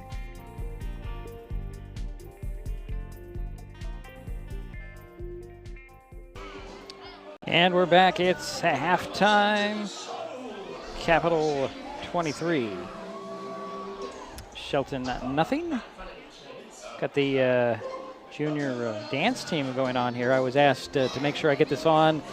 Hopefully you can see it well. There's a lot of young ladies out there dancing away here as Jerry does his statistics. And there 1 you go. minute. Yeah, 1 minute, he says. So, let's see what we can do here. There you go. Well, there are your junior dancers this year. Well, let's see. Talking about next week a little bit, the Highclimbers are traveling to Chehalis next Friday to take on WF West. We'll be on hand for that game. Kickoff Friday is 7 p.m. The Cougars open Puget Sound League play next Friday, traveling to Peninsula High School. Not sure if you can find that on the NFHS network or not, but if you're familiar with that, you can figure that out. Interested in it. So our halftime score, Capital 23, Shelton nothing. Jerry, I'm ready. You ready? Go for halftime statistics for us. I am. Thank you, Diedrich. For Capital, they have completed 12 passes for 103 yards. Remember that number. And on the running game, they had 103 yards. Okay, all right. So a total of 206 yards for Capital. They had 2 turnovers, 1 fumble, 1 interception. Penalty-wise, they had 4 penalties for 40 yards. Ostrander had, hope I'm saying that right, had 2 touchdowns. And there was a 27-yard pass play to number 1, and that is Hunter Sayer. Yeah. And then also there was a field goal by Potts, a 35-yard field goal. So there's been 3 touchdowns for Capital, 1 field goal, and we've had, I think they're 1 for 3 on their point after attempts, and the first one was good for 2 points. Right. So, Yeah. 2 turnovers, like I mentioned. Okay, Shelton. Shelton was 3 for 9 in the passing game for 55 yards. The leading ball carrier was Cody Brotherton. He caught 2 passes for 54 yards, had a beautiful catch for 49 yards, and almost had a touchdown. Just couldn't quite get that foot in bounds. I want to mention that Ward had an interception, okay? And a nice 35-yard, well, I mentioned that too. Cody Brotherton had a 35-yard run back. Right. So Cody has been doing a nice job on his return from a week off. Hardy, I heard his name many times. Yeah, saw defensively, it. Ward, nice pass defensive. Was able to break up that one pass. Right. Did a nice job on that. Unfortunately, we couldn't get the running game going. Minus 12 yards altogether. So if you take the 55 yards that we had passing and the minus 12 on the rushing, we had 43 yards total compared to 206 for Capital. Right. Okay. So I'm done. Terry's done. Okay. Well, halftime score, Capital 23, Shelton nothing. Got quite a bit of time to talk about stuff. We'll take a timeout. We'll talk more here from Jack Stark Field, Highclimber Stadium, on Mason Web TV, powered by HCC and KMAS Shelton.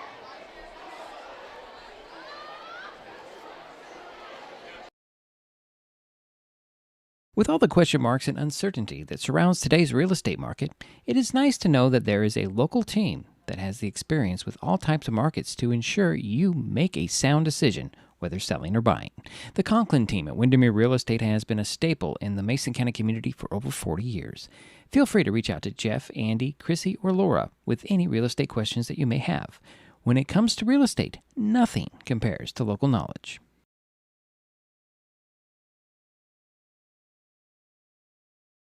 In 2024, Hood Canal Communications is celebrating 90 years of innovation and connecting generations. Join the celebration by getting Next TV by HCC with Cloud DVR. Enjoy streaming on an all HD lineup on the preferred package with Cloud DVR. And for a limited time, get $90 off your first 6 months. Some restrictions may apply. For details, visit hcc.net or call 360-898-2481.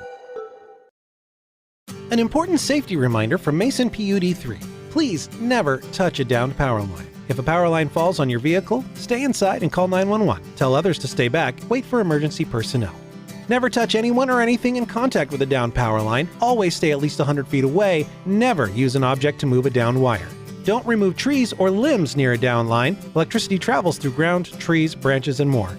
It's not safe. If you see a downed line, call PUD 3 at 360-426-8255. In 2024, Hood Canal Communications is celebrating 90 years of innovation and connecting generations. Join the celebration by getting gig speed Wi-Fi. Enjoy lightning-fast internet to connect your smart home and devices. For a limited time, get $90 off your first year of gig speed internet and $90 off your first year of smart Wi-Fi. Some restrictions may apply. For details, visit hcc.net or call 360-898-2481. An important safety reminder from Mason PUD 3. Please never touch a downed power line. If a power line falls on your vehicle, stay inside and call 911. Tell others to stay back, wait for emergency personnel. Never touch anyone or anything in contact with a downed power line. Always stay at least 100 feet away. Never use an object to move a downed wire. Don't remove trees or limbs near a downed line. Electricity travels through ground, trees, branches, and more. It's not safe. If you see a downed line, call PUD 3 at 360-426-8255.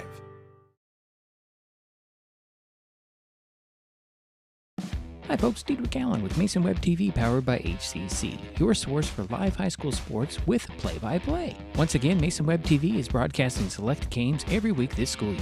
football, basketball, baseball, softball. We bring you all the action, from the kickoff to the final whistle, from the tip-off to the final buzzer, from the first pitch to the last out.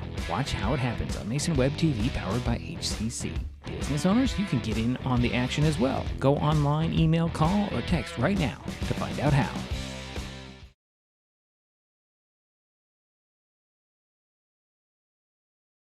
And we're back here. Halftime score.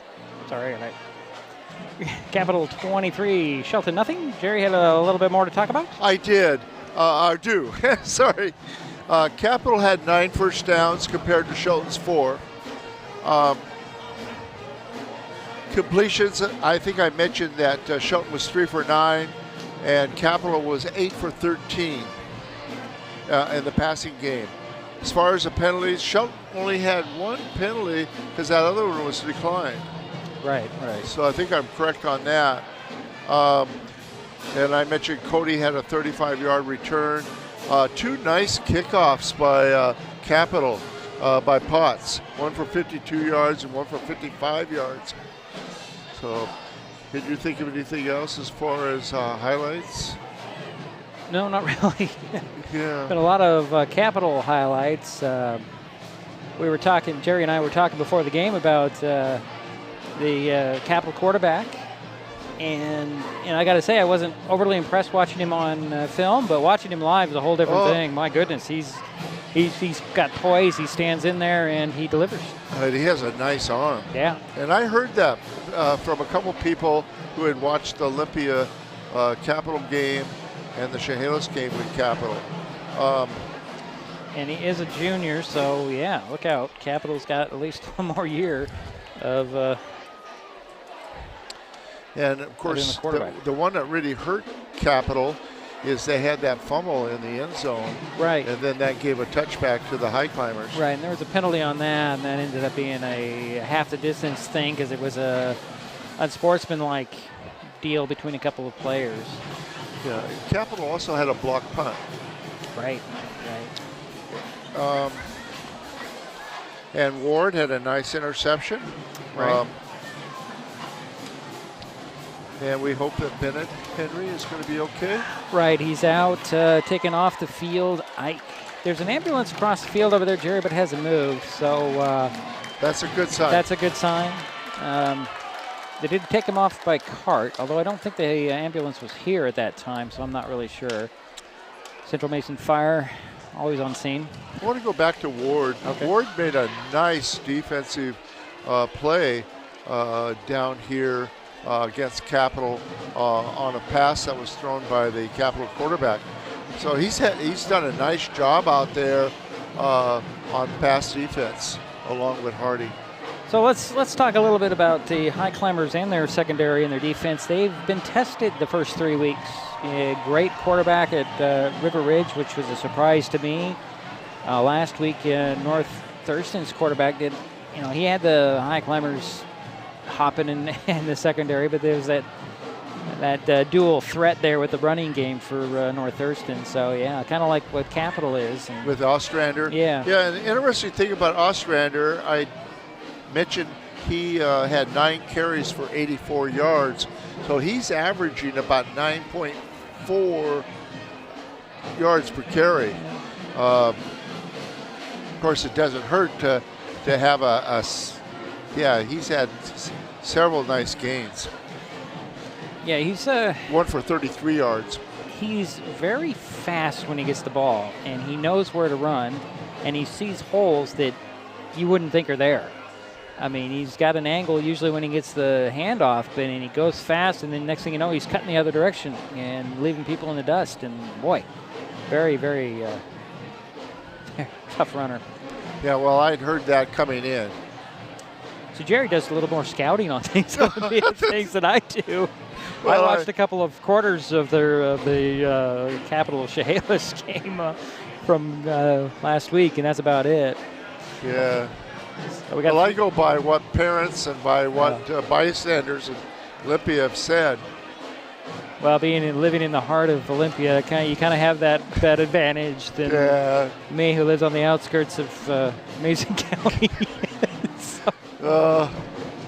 All right, folks, so we got a couple of minutes before the third quarter. Highclimbers, and I got this right, Jerry. Correct me if I'm wrong. Highclimbers will get the ball to start the third quarter. That is correct, because they deferred. Right, I blew that last week so bad, but every time I get in South Sound Stadium, I blow that every time. I don't know what it is about that stadium. I get confused. We're going to take another timeout. We'll be back with third quarter, 23-0. Capital on top of the Highclimbers. Shelton will get the ball. Well, to start the third. I'm talking too much and not getting my job done. Oh, you're doing fine, Jerry. Thank you. We'll be back. It's Mason Web TV, powered by HCC and KMS Shelton. Kids learn by watching adults, so consume cannabis out of sight of young people. And be a Mason County kid's greatest influence. Brought to you by Mason County Public Health and Mason County Substance Abuse Prevention Coalition. If you're enjoying this broadcast, please give us a like on your favorite social media. You can use the handle @MasonWebTV to find us on Facebook, X, formerly Twitter, YouTube, and Twitch. Subscribe and follow Mason Web TV so you never miss anything. In 2024, Hood Canal Communications is celebrating 90 years of innovation and connecting generations. Join the celebration by getting gig speed Wi-Fi. Enjoy lightning-fast internet to connect your smart home and devices. For a limited time, get $90 off your first year of gig speed internet and $90 off your first year of smart Wi-Fi. Some restrictions may apply. For details, visit hcc.net or call 360-898-2481.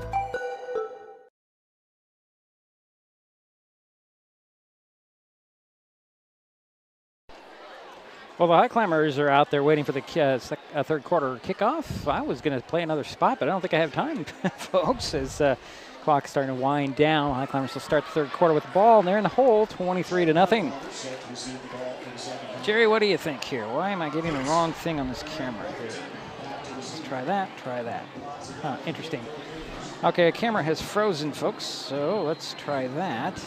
Nope, that's not working.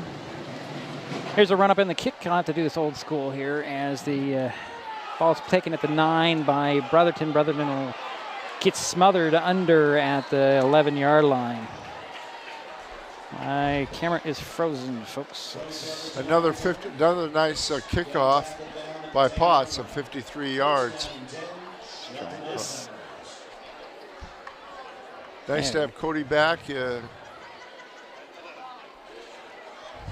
Thank you for your patience, folks. Sometimes technology likes to fail us every once in a while. Got it back, huh? I got it back. Good. Note to self, if it freezes, unplug it and plug it back in. It works. You've got 3 cameras to work on. I mean, all that technology you have, you're amazing. Well, thanks, Jerry. 1st and 10 for the Highclimbers at the 10-yard line. 2 by 1, the Highclimbers, as Rhodes will go in front of DePoe out of the pistol.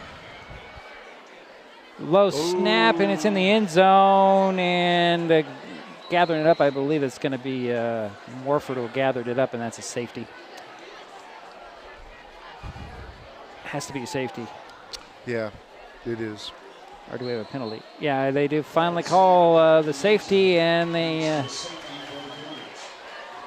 Cougars get 2 points, making it 25-0. And unfortunately, that turnover was the second one for the Highclimbers. So the Climbers are going to kick it back to the Cougars here after the safety. Not to dwell on my technical issues, but it always happens after a long pause. You have all the time in the world to fix it, and you fix something else, and you don't notice that the other thing is broken. Let me ask you a question now. Sure. Shelton will be kicking from the 20. Do they have a choice of punting or kicking off? I believe so. I would say they'd probably kick off, right? They're going to kick off because Weir's going to tee it up at the 20. He's out there. Okay, thank you. Yeah, you're right. It's a good question. With all the changes in kickoff rules and the NFL, I get really confused sometimes. I do not like it is very confusing. I don't like the kickoff in the NFL. I do not like that NFL ruling now. Well, Weir's got it teed up at the 20. He's going to kick it off to the Cougars. Here's the run up and the kick. Weir's got a end-over-end kick's going to drive Bullock back to inside the 30 to 27. This is actually going to be number 8 on the return. Slipped one tackle, and then he's dropped at the 43-yard line. That's Clayton Hatch with the return. That was a nice kickoff, 52 yards by Weir. So the Cougars will start on their own 43-yard line, 1st and 10.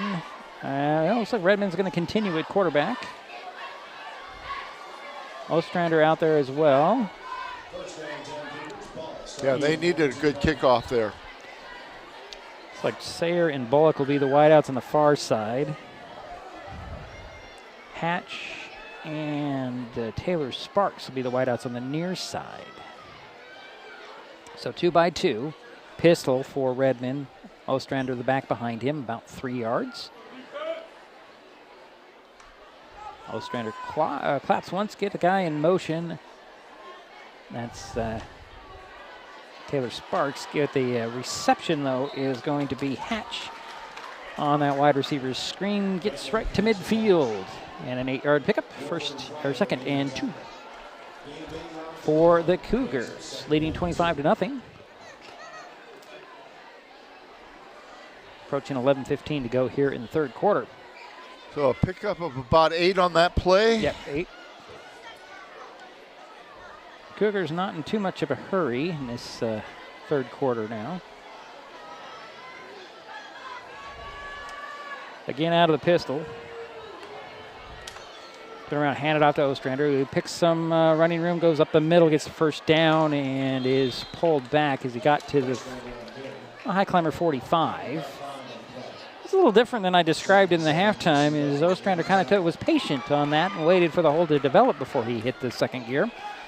Did get the 1st down, and it's 1st and 10 from the 45 down. 1st down and 10 on the 45. Trying to figure out who number 31 is, and I do not have it on my sheet for the Cougars. He's the up back, and he goes in motion. Turn around, hand it off to Ostrander, trying to get to the outside. Stutter steps, gets guy by one guy, gets by a couple more, and then run out of bounds inside the 35, of the 31-yard line. Good patient running by Ostrander.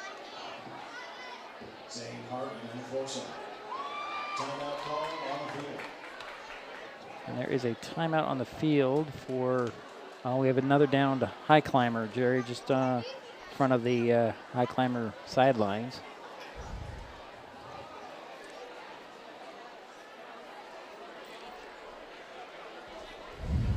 Well, they'll attend to him. I'm going to give him 14 yards on that play. Okay. And he's taken off where he left, or where he left off in the 1st half. Yeah, you're right. He cuts very well. Yeah, when he gets that hole, boy, I tell you. So up off in his own power is going to be Dalton Kilbucky. He'll hobble his way over to the sidelines and get out the field on his own power. It'll be 1st and 10 for the Cougars on the Highclimbers 31-yard line. 10-19 remains here in the 3rd quarter. Again, Capital with a 25-0 lead on the Highclimbers. And that was 11th 1st down for Capital. Again, Redmond goes out of the pistol. He's got a receiver on each side.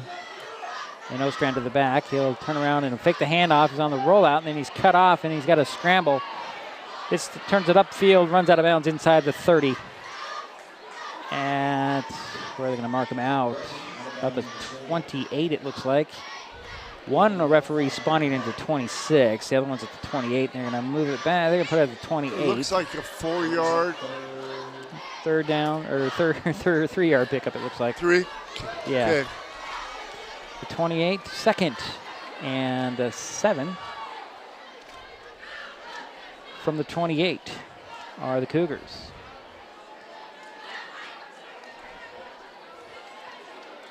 Getting the man in motion, high snap. It's time to hand it off to Ostrander. Ostrander hits the hole and bursts to the sideline, up the sideline, out of bounds at the 12-yard line. 15-yard carry by Ostrander. It'll be 1st and 10 for the Cougars at the 12.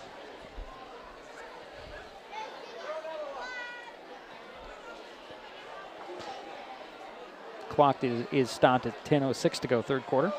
118 yards so far. Wow. That's all I got to say is wow. Yeah. Pistol again for Redmond. He's got a receiver on each side. Turn around, hand it off to Ostrander. He'll go to the right, then cut it up the seam. Try to bowl over a couple of guys. Got inside the 10 to the 8-yard line. Looks like a pickup of 4 on the play. Second down and 6 coming for the Cougars. Spot the ball middle of the field. These stat sheets you've given me are great. I'm glad you like them, Jerry. I really do. Thank you. And then next week we'll change them, make them even better. So this time Ostrander sends 2 receivers to the near side, and offset in the backfield is Ostrander. Redmond will, on the rollout, set his feet, throw to the end zone. It is complete for the touchdown. Number 1, that is Hunter Sayer with the TD from 7 yards out on that catch. And that extends the Capital lead to 31-0. And the Cougars are out there, and they're going to do this 2-point conversion again, Jerry, where they stack up most everybody to the left. 1 receiver to the right, 1 guy in the backfield with Potts and then a snapper, and then they're going to set everybody up in the middle. They'll shift in, and it'll go out. Oh, they're going to kick the extra point this time, Jerry. That's interesting. And they've got an extra guy or a late addition to the offensive line. Yeah. Yeah, and it's going to be a false start. It looks like the play clock is down to 4. So that's not an issue. Yep, it's going to be a false start, so that'll march him back 5 yards. Yeah. Sayer has caught 2 touchdown passes already today. Number 1 for Capital. So they'll be kicking the extra point from the 15, so this will be a 25-yard extra point for Potts. Waiting for the snap, a little high bobbled, and then it gets down. Kick is still good, though. It looks like, oh boy, it is. A line drive? Oh, well, it's a little more than a line drive. Great job by the holder, number 16, and that's Carter Pennington, just to get that ball down. Got to give him props for that, and then Potts stayed in his whole routine and kicked it up and through. Yeah. So it's now 32-0.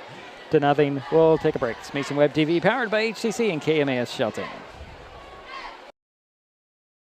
An important safety reminder from Mason PUD3. Please never touch a downed power line. If a power line falls on your vehicle, stay inside and call 911. Tell others to stay back, wait for emergency personnel. Never touch anyone or anything in contact with a downed power line. Always stay at least 100 feet away. Never use an object to move a downed wire. Don't remove trees or limbs near a downed line. Electricity travels through ground, trees, branches, and more. It's not safe. If you see a downed line, call PUD3 at 360-426-8255.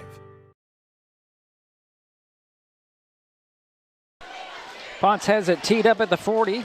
Kick it back to the Highclimbers. There's a run up and the kick. High end over end kick. That'll be taken at the 11. And fighting his way for the 15. I'm going to believe that's Phipps, but I didn't quite see it. Yeah, got it Phipps. up to about the 24, 25. I'm going to spot him at the 25. It was Phipps on the return. 15-yard return. Yeah. So first and 10 for the Highclimbers at the 25-yard line. 9:12 to go, third quarter. And look, we have a new quarterback, Jerry. It's going to be Trevor Gott, the sophomore. 5'10". Say he's only 132 pounds, Jerry, but let's see if Gott can get something going for the Highclimbers here. As he'll send 2 receivers to the near side, 1 to the far side. Got a guy behind him and a guy in front of him. Out of the pistol. Turn around, hand it off. And bursting into the secondary is going to be Morford, fighting all the way up outside the 40 to the 42. Benjamin Morford with a great run up the middle, Jerry. Yeah, 17-yard carry by Morford. Is that the biggest gain of the night for the Highclimbers? That is. Okay. It was 16 before. Right. Yeah. That was on the fake punt. Or actually, yeah. So 1st and 10 for the Highclimbers. They'll spot the ball at the 43-yard line. Gott will go out of the pistol. He's got 2 receivers near side, 1 to the far side, back behind him, and back in front of him and to his right. That's left. He'll move over to the right side, so it's the left to the right. A little quick dump off and a completed pass. And we have another Highclimber down on the reception. And that was to Brotherton, and Brotherton slow getting up. Oh.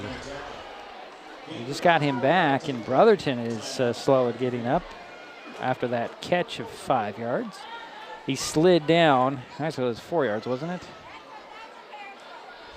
47. That's 5 yards. Stay with the 5. Give him 5. It'll be 2nd and 5 once you get Brotherton up off the field. Now, Cody suffered an ankle injury in the first game, missed last week. They brought him in slowly into this game, and he's been working well, and now they're stretching out that leg, it looks like. Looks like it's his left leg that they're working on there, Jerry. I'm assuming this might just be a little bit of a leg cramp. I don't know. I'm assuming a lot of things. We've had a couple of injuries. Yeah. Let's hope that Cody can get back up and continue to play. Of course, he has to go out. I've had a chance to talk to Cody a couple times, whether it be after a basketball game or whatever. A really nice young man. Every Friday, MasonWebTV.com provides helpful driving tips with the Wise Drive, a weekly column by Doug Dahl, a communications lead for the Washington Traffic Safety Commission, and a self-confessed traffic safety nerd. The Wise Drive is like Dear Abby, but for driving. The column is driven by reader questions, but also covers current traffic safety issues. Wise Drive appears in numerous newspapers in Washington State and is posted at MasonWebTV.com every Friday. So back to football. It's 2nd and 5 from the 47 for the Highclimbers as Brotherton slowly walks off the field. They got to get him off the field before they start playing here. As Gott is out of the pistol. He's got 3 receivers to the near side, 1 to the far side, and back behind him. Gonna wind the clock. 8:15 to go, 3rd quarter. Here's the snap. Turn around, dump it off, and it's off the hands, incomplete. Intended for number 15. That's Bryson Rooks. And Bryson heard some footsteps coming at him before he got that ball. He wanted to run, and it's incomplete. It's 3rd and 5 from the 47. Rooks out. Jax Ward in. Here comes Alberto Manzo, and Knight will step off the field. They're working on Cody's left calf. Now it looks like it's a cramp. They're really working that roller on him. So 3-by-1 for Gott and company. Out of the pistol. Here comes the blitz by the Cougars, and they'll back off. Back to pass goes Gott. He'll dump it off. It is just out of the reach of intended target out there, and I think that was Trevino intended there. Number 89, incomplete. It's 4th and 5.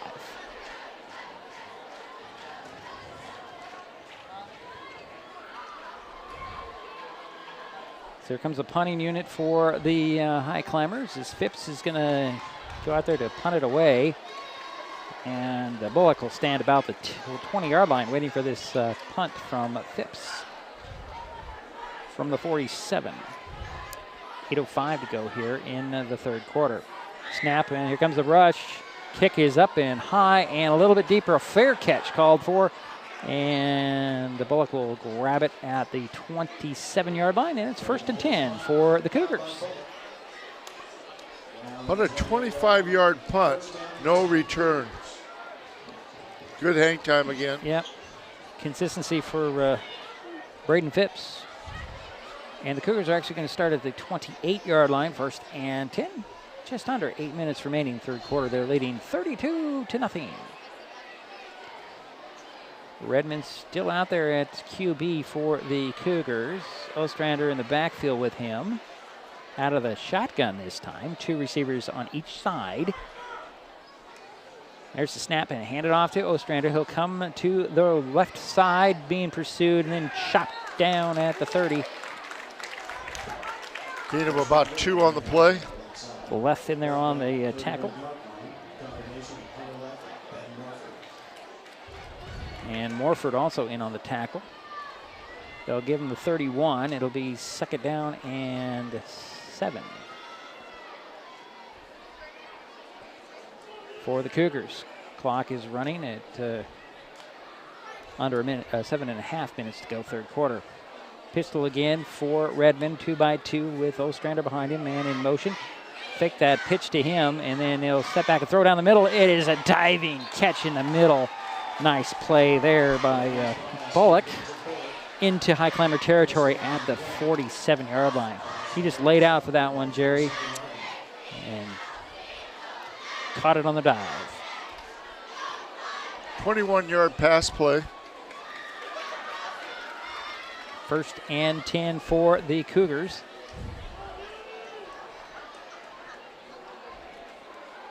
.6:55 to go, third quarter. Handoff to Ostrander.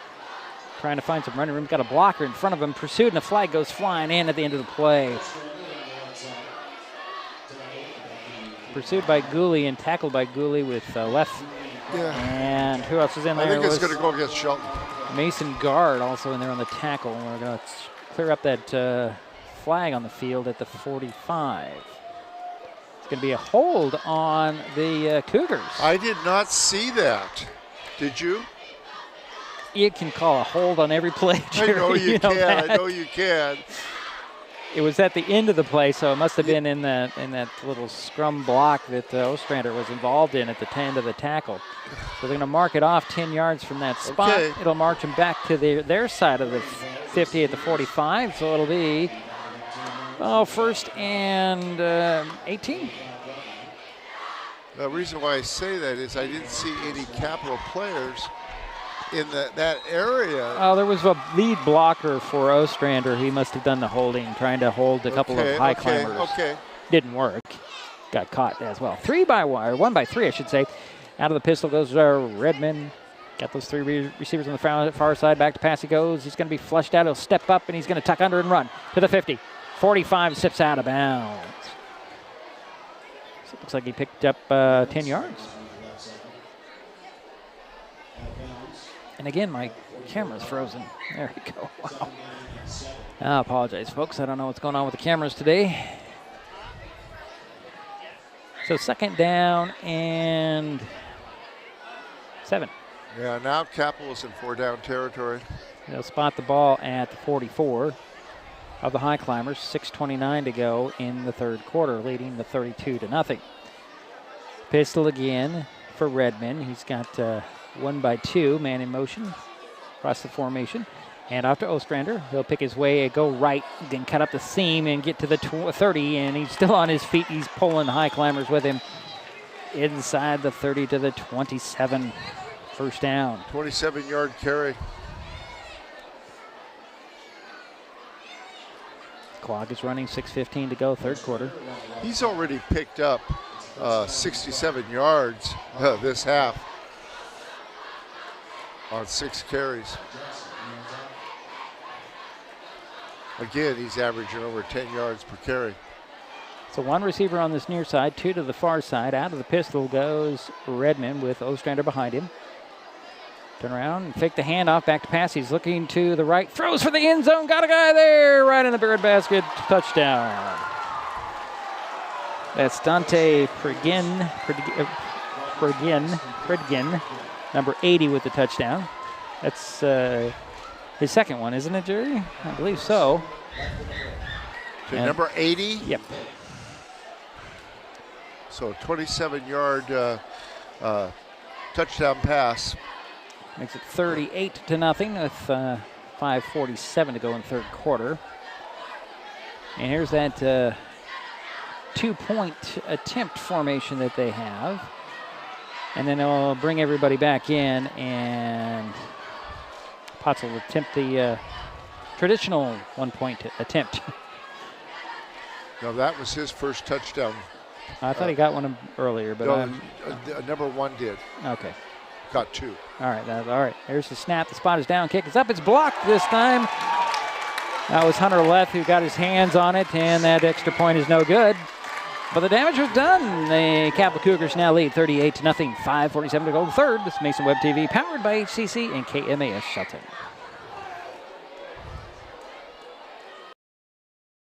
We all depend on them.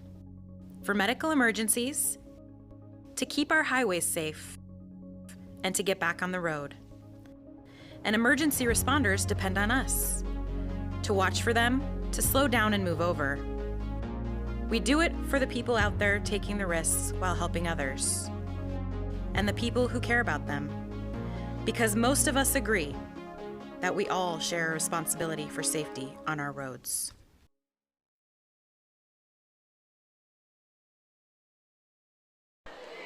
And we're back here at Jack Stark Field, Highclimber Stadium, 38-0, 5:47 to go, third quarter. Capital on top, and they're kicking it back to the Highclimbers. Yeah, Ostrander has 151 yards. Potts has it teed up at the 40. Here's the run up and the kick. This one's going to be kind of a low kick. That'll be scooped up at the 20 by Phipps, I believe. They'll return it to about the 27. About a 7-yard return, 40-yard kickoff. Probably just as effective. Yeah, keep them guessing.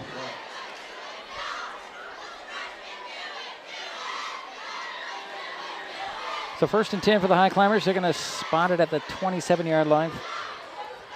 I think they realize Phipps can bring the ball back pretty well. Yeah, you're right there. Get the camera on the action here. Well, let's see if Shelton can get something going here. Now the first play with Gott at quarterback was a big spurt of yardage, but it kind of stalled after that on the last possession. Oh, we had a penalty on the play, I guess. And I'll put the ball back at the 20. What is going to be inside the 15? Well, I didn't see the call, Jerry. Did you even see a flag out there? I think it was holding. Okay. And so they'll spot the ball at the 13-yard line, 1st and 10 for the Highclimbers. Gott is a 2-by-1. Turn around, and somehow the ball got to the running back off of Gott's chest, I believe, and he got back to the line of scrimmage over on the left side. And you see the ball carrier was. No loss of 1 on the play. So loss of 1, okay. All right. Clock is running, 5:20 to go, third quarter.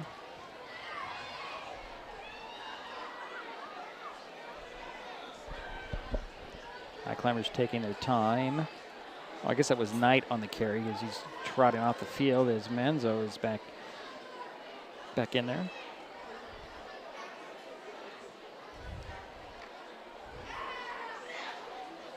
Well, Gott's 1 for 2 so far in the passing game. Send 2 receivers to the far side, 1 to the near side.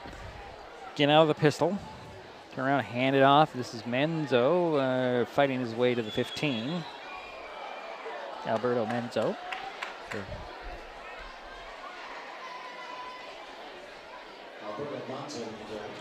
Pick up a couple yards there.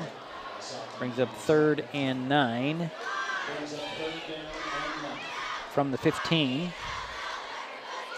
That was his 2nd carry of the ball game. 2 carries for 4 yards. Another guy coming off with a little bit of a limp. That's Keenan Moore. 3 receivers in the trips formation in the slot on the near side, 1 on the far side. Pistol formation for Gott. Looks things over, gets the ball. Back to pass. He's on the rollout. Looks down the field to dump it off to Rhodes. It's complete up to the 17-yard line. And it's 4th down. And Phipps is probably going to punt it away for the Highclimbers. As Bullock will go back and wait about midfield for this punt from Phipps, who will be kicking from his end zone, right at the goal line, actually.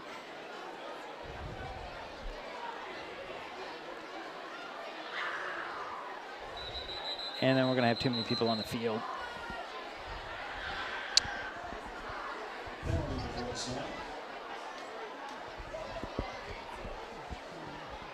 Yeah, it was a player who jumped off the field just not quite in time. So we're going to have too many guys on the field. So to put him back 5 yards. Just the way he hopped out of bounds real quick. That's right, yeah. I won't say the number, but it's just the way he hopped out of bounds. Well, yeah. I'm going to officially call it a substitution violation. So that'll march him back.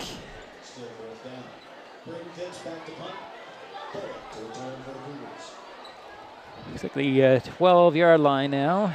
That's a 5-yard penalty? Yep. Too many guys on the field, substitution violation, whatever you want to call it. Same difference, really. And Phipps is standing in midway in his end zone to punt this ball away. Here comes the rush by the Cougars, and Phipps gets it off. It's high, another fair catch called for by Bullock. He'll grab it at the 36, and it's 1st and 10 for the Cougars. And they call it 35.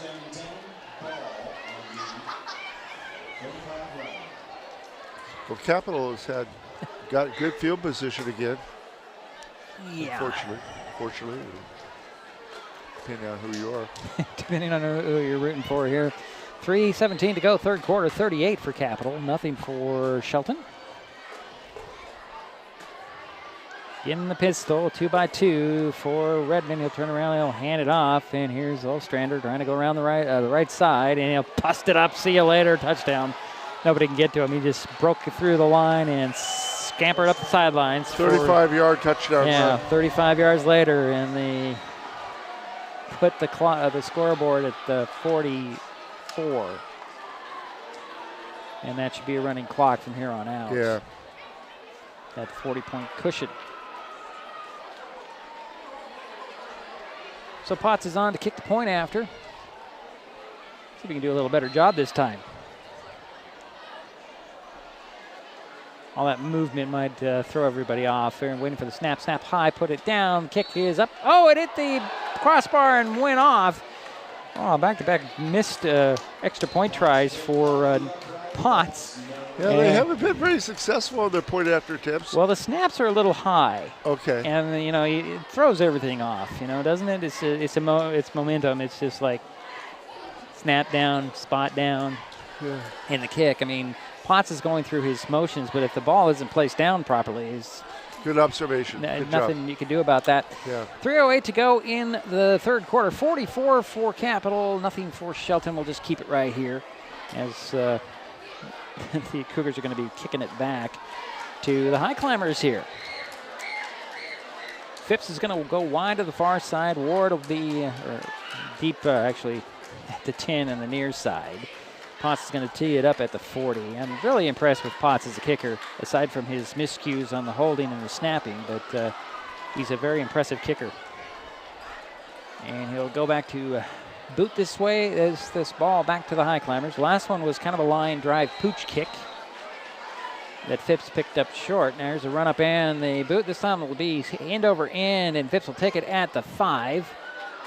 Get to the 10, 15, 20. Get to the outside, and he's not going to get much more. He'll drop to about the 22, 23-yard line. Well, piggyback on what you're saying, Potts is averaging about 53, 54 yards of kickoff, except for that one. Right, that was just a little pooch kick. So Highclimbers will start at their own 23-yard line, 1st and 10. 2:44 to go here in the third quarter. And with this 44-point difference, it'll be a running clock. The clock will stop on scores. Penalties? Penalties if there's a long discussion. And, of course, timeouts and end of quarters. So God will go out of the pistol. He's got 2 receivers near side, one on the far side. Handoff, though, and this will go to Monzo, I believe. He'll spin his way across the 25 to the 27. I think it was Manzo. Yeah, it was Manzo. Alberto Manzo with the carry. And that's his 3rd carry of the ball game. Good carry. Got about 5 yards on that give play. Him 5. It'll be 2nd and 5 from the 28. Yeah, he's picked up 11 yards on 3 carries. Clock is running with 1:45 to go here in the third quarter. Again, the score, Capital 44, Shelton nothing. The Climbers have the ball and have a 2nd and 5 from their own 28-yard line. Trevor got the quarterback out of the pistol, turn around, hand it off. And here is Manzo weaving his way to the first down marker and a little bit more across the 35 to the 36, 37-yard line. Let's give him 8 yards. They'll spot the ball at the 37. First and 10 as Knight will go out. I guess it was Knight on the carry, not the. Oh, I'm sorry. Yeah, Okay. it was my bad, Jerry. No. That 0 and the 6 and the 8s are really difficult with this border. Yeah. So first and 10. Down marker says they changed it. Turn around and a quick slant pass intended for Robert Sorg, a little low, incomplete. Now it's second and 10 from the 37. 36 seconds and counting on the third quarter clock. I think the Highclimbers need to get a playoff here to end the quarter. As Leth will step off the field and Rhodes will step on. And the clock continues to run. The play clock is off because it was the 40 seconds was at 37 or so. And so the Highclimbers look like they're going to get a playoff here with 5 seconds to go in the quarter. Got out of the pistol, and I think he'll just hold here too. Nope, he's going to get it off, hand it off. And here goes Manzo this time, and he's at the 40. Hesitates in, he's dropped at the 43-yard line. And that'll put us through 3 quarters. We head to the fourth, Capital up 44-0 on Shelton. This is Mason Web TV, powered by HCC and KMAS Shelton.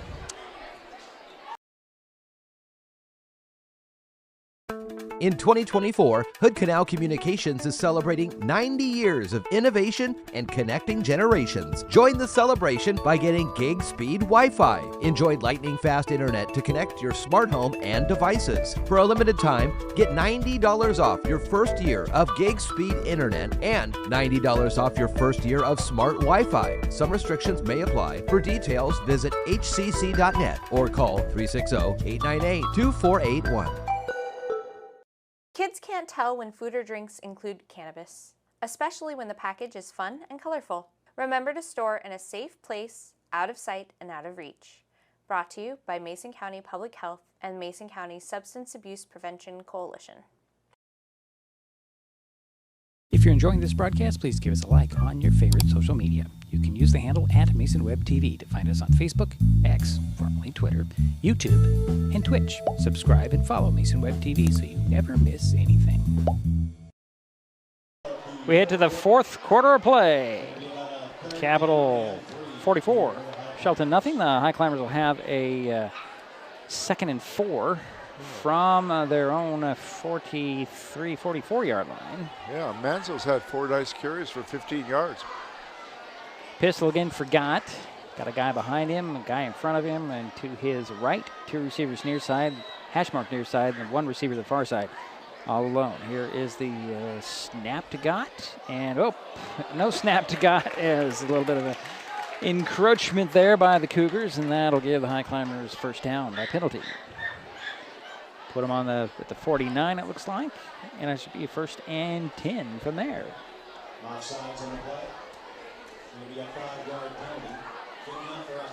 So the Highclimbers will get a first down by penalty and stay with the same formation. Here's a snap, a turnaround, and hand it off. Here's Menzo trying to find some running room around the right side. He's driven back.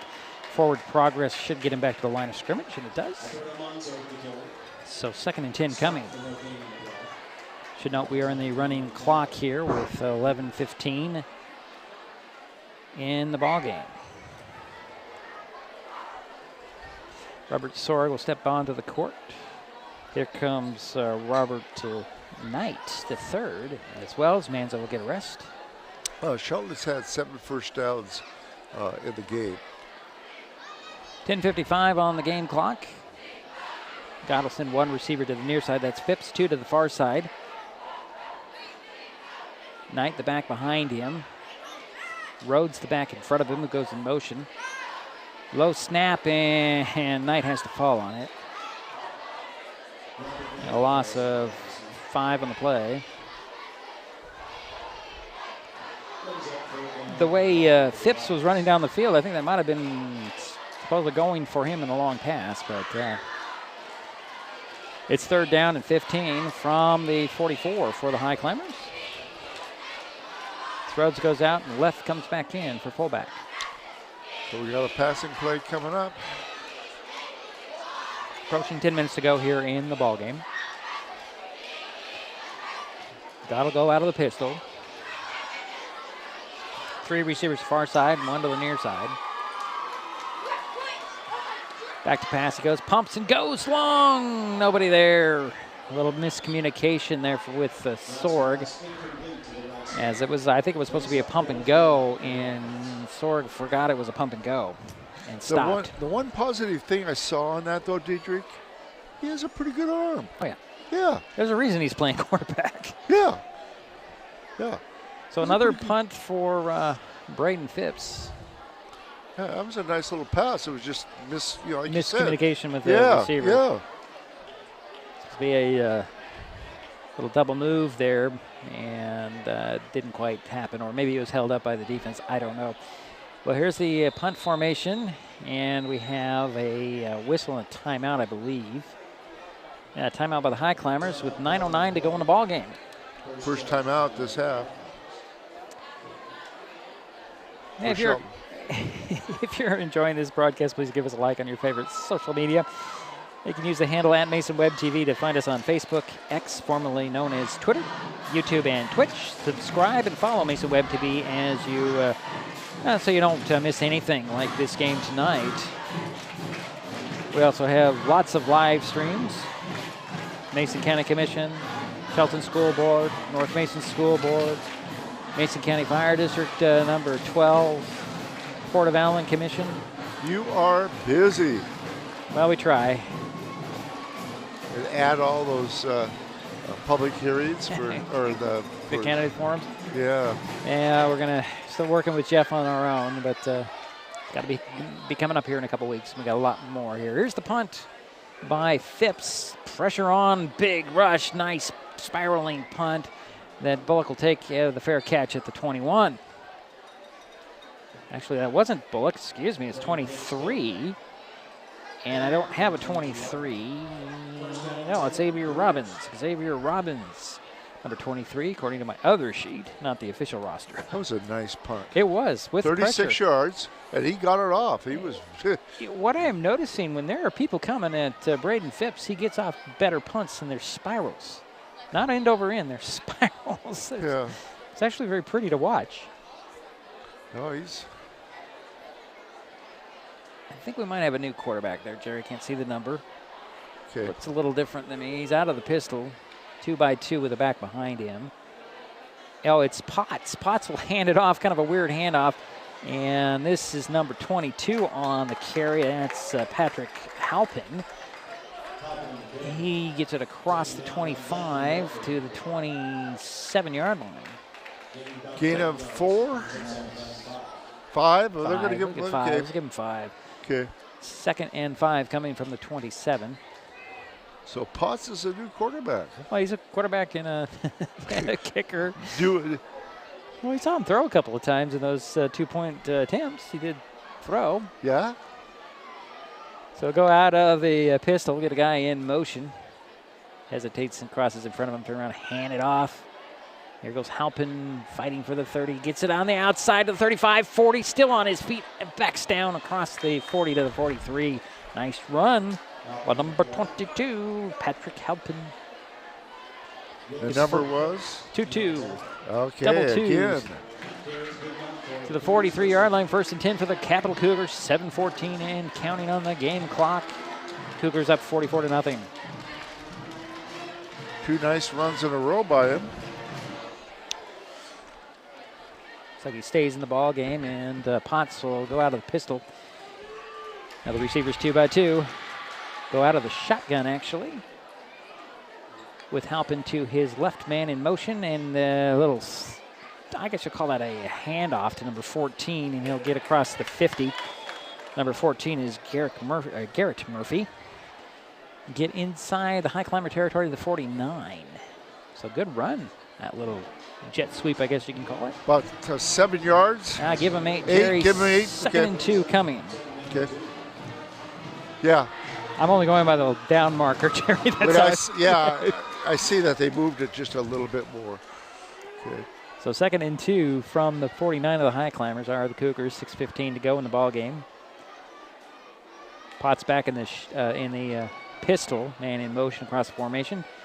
Handoff. Here's Halpin, going to turn directions and get the first down, and he's going to be dropped inside the 35 to the 32. You know, Halpin had the first down, turned around and ran back, and then got more yardage. Very interesting running. He's got the first down at the 42-yard line of the Highclimbers. And clock continues to run, 5:45 and counting.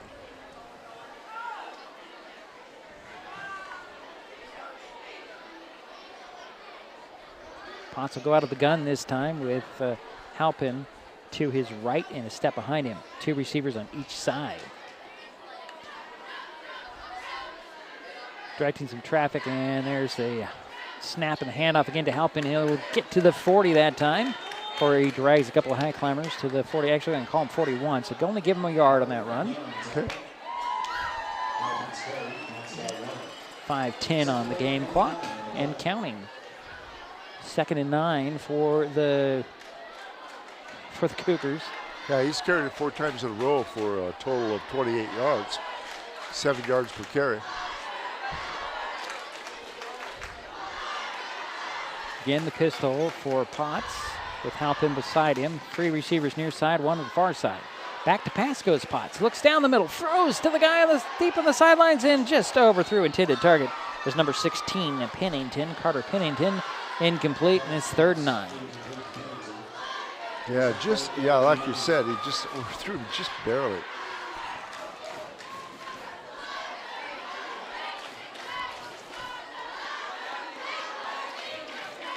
So Potts goes and tells his offensive line what the play is. Receivers 1 to the near side, that's Pennington, 3 to the far side. Potts will go out of the pistol. Nope, it's going to be the gun. As Halpin's to his left. And a step behind him, half a step behind him. Here's the snap. Well, waiting for the snap. There it is. And Potts is going to go on the rollout to the far side. Going to look down the field, and he'll turn up and run out of bounds at the 30-yard line. First down. Yeah, picked up about 10 on that play. Yeah, mark him out at the 29. 1st and 10. The game clock approaches 3.5 minutes to go. And he's only a sophomore. Well, same like God. Yeah. He's showing some promise tonight. And he's got a good leg. So yeah, he's a workhorse.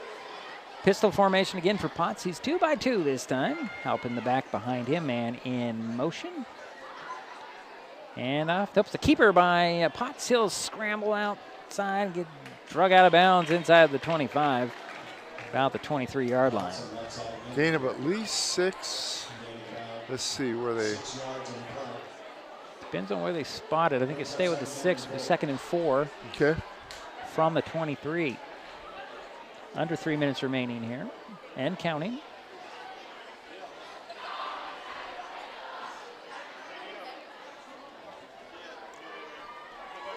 Again, the pistol for Potts. 2 by 2.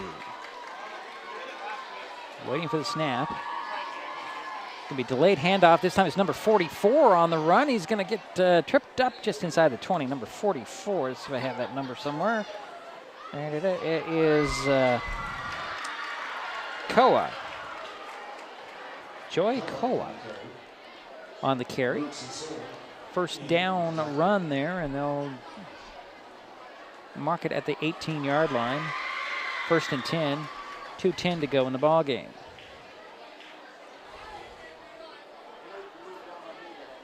Again, the 2 by 2 for Potts and company. And a pistol. Back to pass goes Potts. Going to throw to the far, just inside, and it's complete to Armstrong, number 4. He'll scramble away from the Highclimbers, get in for the touchdown. Carter Armstrong with an 18-yard touchdown reception. That makes it 50 to nothing. So is Potts going to do the kicking here or not?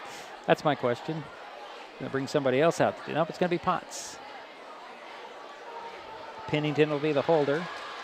1:52 to go in the ball game. It is 50-0 now, and the point after coming for the Cougars. There's snap, spot is down, kick is up, kick is good.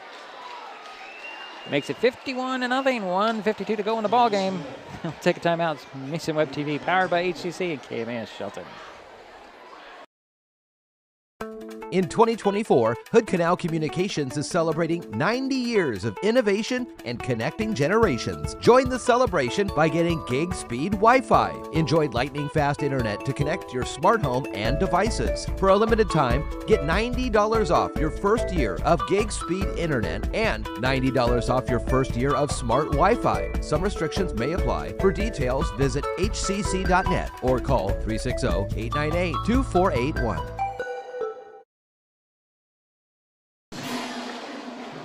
Well, it's been all Cougars tonight, 51-0, 1:52 to go in the ball game. Cougars have got it teed up at the 40 to kick it back to the Highclimbers. Jack Swore to go back deep on the far side. Braden Phipps will be in the near side. Standing about the 10-yard line. Here's the run up, and the kick gets on the ground. It'll go up in the air, and it's caught by one of the up back at the 26-yard line. He'll return it to the 30. Going to see who that is. It might be Alberto Manzo. Can't see who the number is.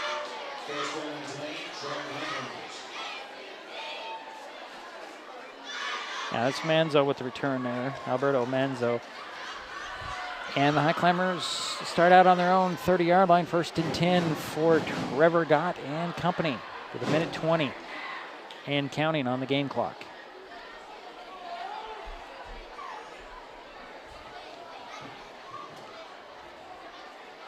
Looks like they need another offensive guy out there. And we'll start the play clock at 1 minute.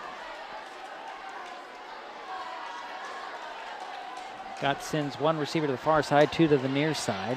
Phipps is the wide out. On the near side, turn around and hand it off. And running up the middle just to the left is going to be, I don't know who the runner was, Jerry. I didn't see who the number was. Gain of 3 on the play. Might have been Titus Miller. And the Highclimbers head to the sidelines as we've got 10 seconds on the game clock. So the Capital Cougars pick up their first win of the season, knocking off the Shelton Highclimbers 51-0. As the clock will hit triple zeros, and it's officially a final. 51-0, the final score. Capital all over Shelton tonight. We'll take a timeout. Jerry's going to have some final statistics we'll talk about next week. All coming up next here on Mason Web TV, powered by HCC and KMAS Shelton. With all the question marks and uncertainty that surrounds today's real estate market, it is nice to know that there is a local team that has the experience with all types of markets to ensure you make a sound decision, whether selling or buying.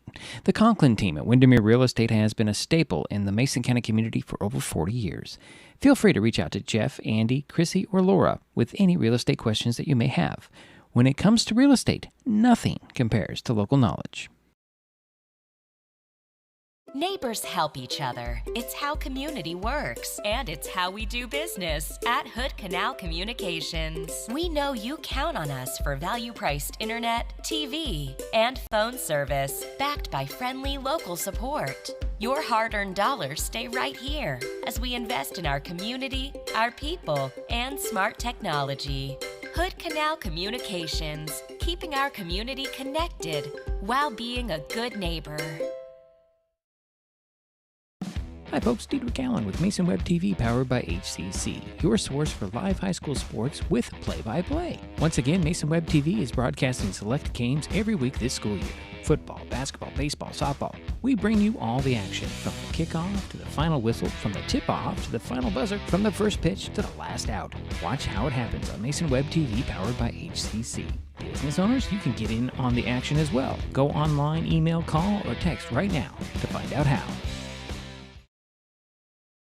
In 2024, Hood Canal Communications is celebrating 90 years of innovation and connecting generations. Join the celebration by getting Next TV by HCC with Cloud DVR. Enjoy streaming on an all HD lineup on the preferred package with Cloud DVR. And for a limited time, get $90 off your first 6 months. Some restrictions may apply. For details, visit hcc.net or call 360-898-2481.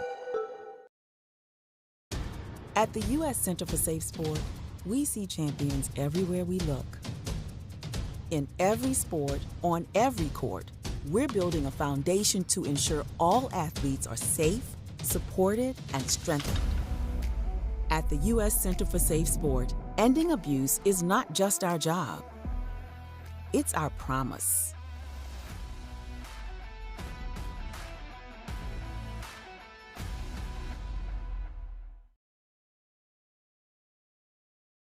In 2024, Hood Canal Communications is celebrating 90 years of innovation and connecting generations. Join the celebration by getting gig speed Wi-Fi. Enjoy lightning-fast internet to connect your smart home and devices. For a limited time, get $90 off your first year of gig speed internet and $90 off your first year of smart Wi-Fi. Some restrictions may apply. For details, visit hcc.net or call 360-898-2481.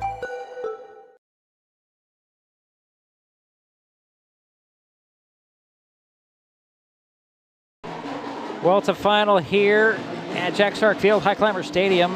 The Capital Cougars take care of business and pick up their first win of the season, 51-0 over the Shelton Highclimbers. Jerry's finishing up his tallying. So next up for the Highclimbers, they travel to Chehalis next Friday to take on WF West. We'll be on hand for that game. Kickoff is 7 o'clock. Friday night. The Cougars open Puget Sound League play next Friday, traveling to Peninsula High School. That's all I got to say here for that one. A lot of positives come out of this game. Jerry's going to have the numbers here in a moment to tell us about that.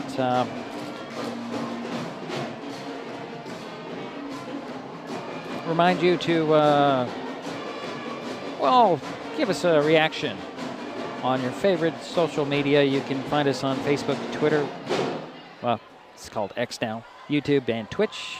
You can use the handle at Mason Web TV. You can also subscribe and follow us on Facebook, YouTube, and Twitch. And Jerry's all done with his calculations. What you got for us, my friend? Thank you, Diedrich. Starting with Capital, they had 9 first downs. They had 174 yards rushing.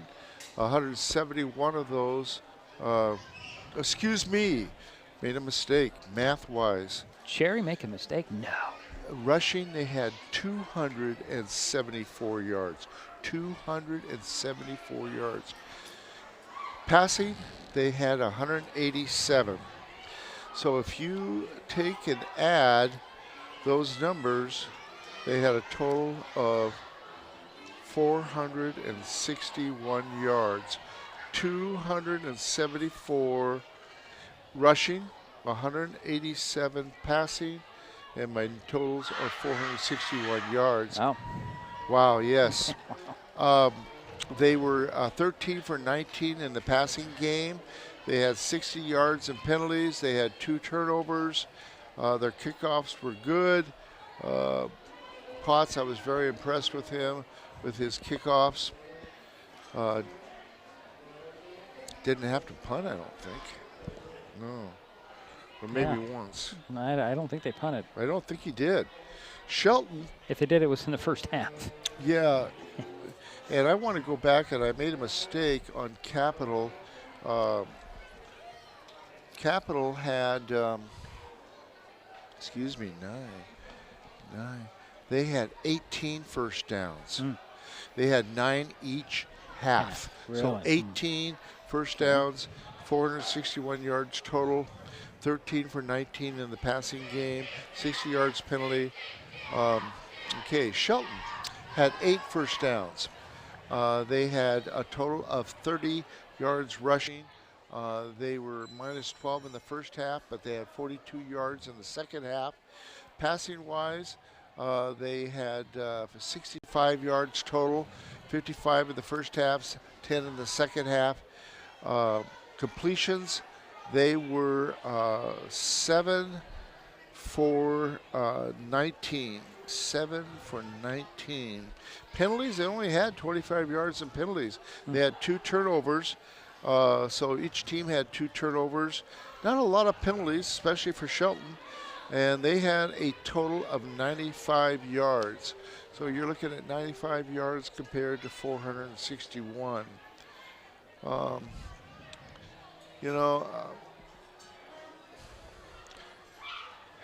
Potts, great kicker, good kicker, and came in and did a nice job quarterbacking through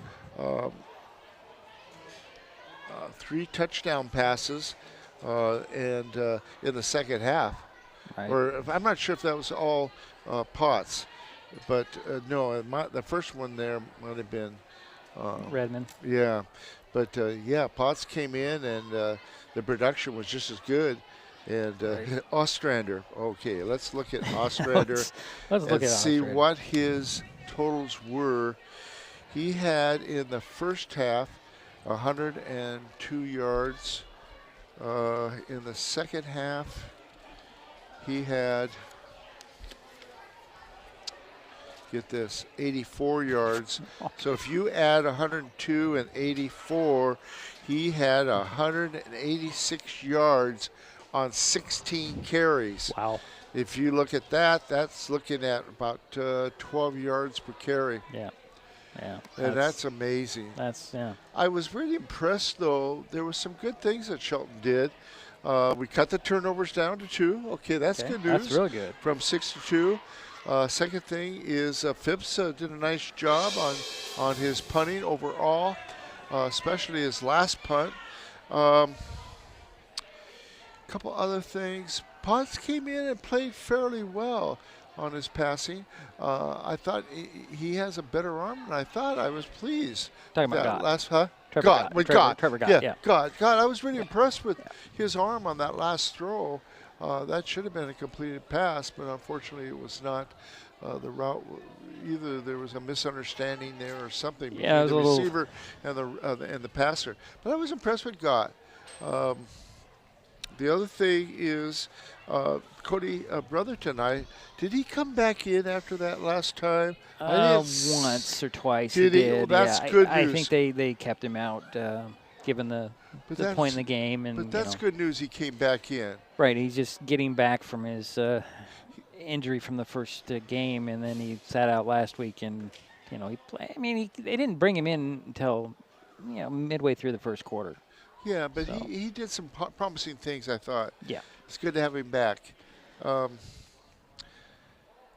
the other thing is number 6 for us, the runner. Alberto Menzo. Yeah. He did a nice job for the Highclimbers. He had 4 carries there for 13 yards or 15 yards. 5 carries for 15 yards. Okay. So 3 yards per carry. So that showed some promise. Also, in the second half, we did a little better on the running game. The second half, we had a nice carry there by number 17 for us. And 17. Let's see. Who was it? No, number 20. Excuse 20. me.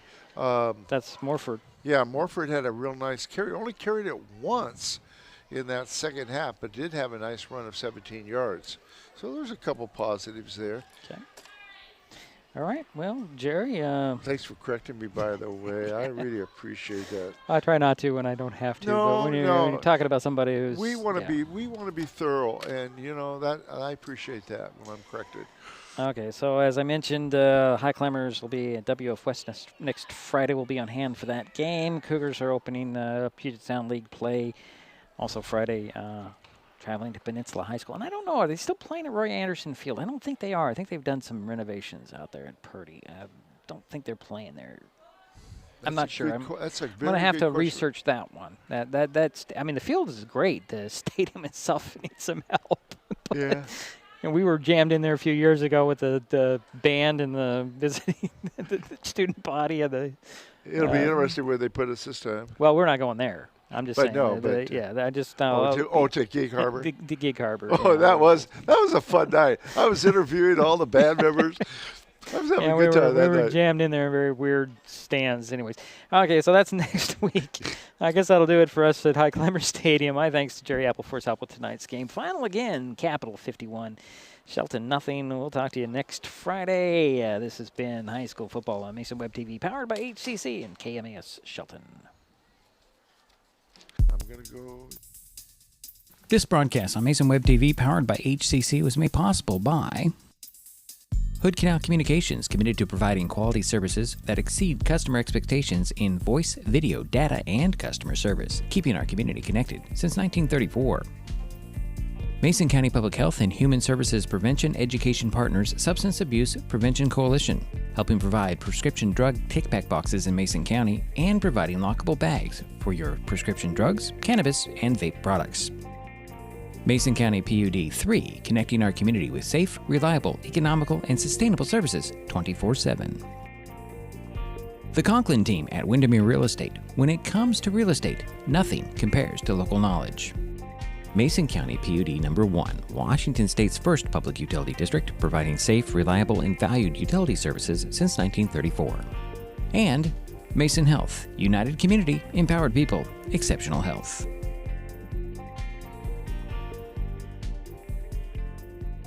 Thanks for watching Mason Web TV, powered by HCC.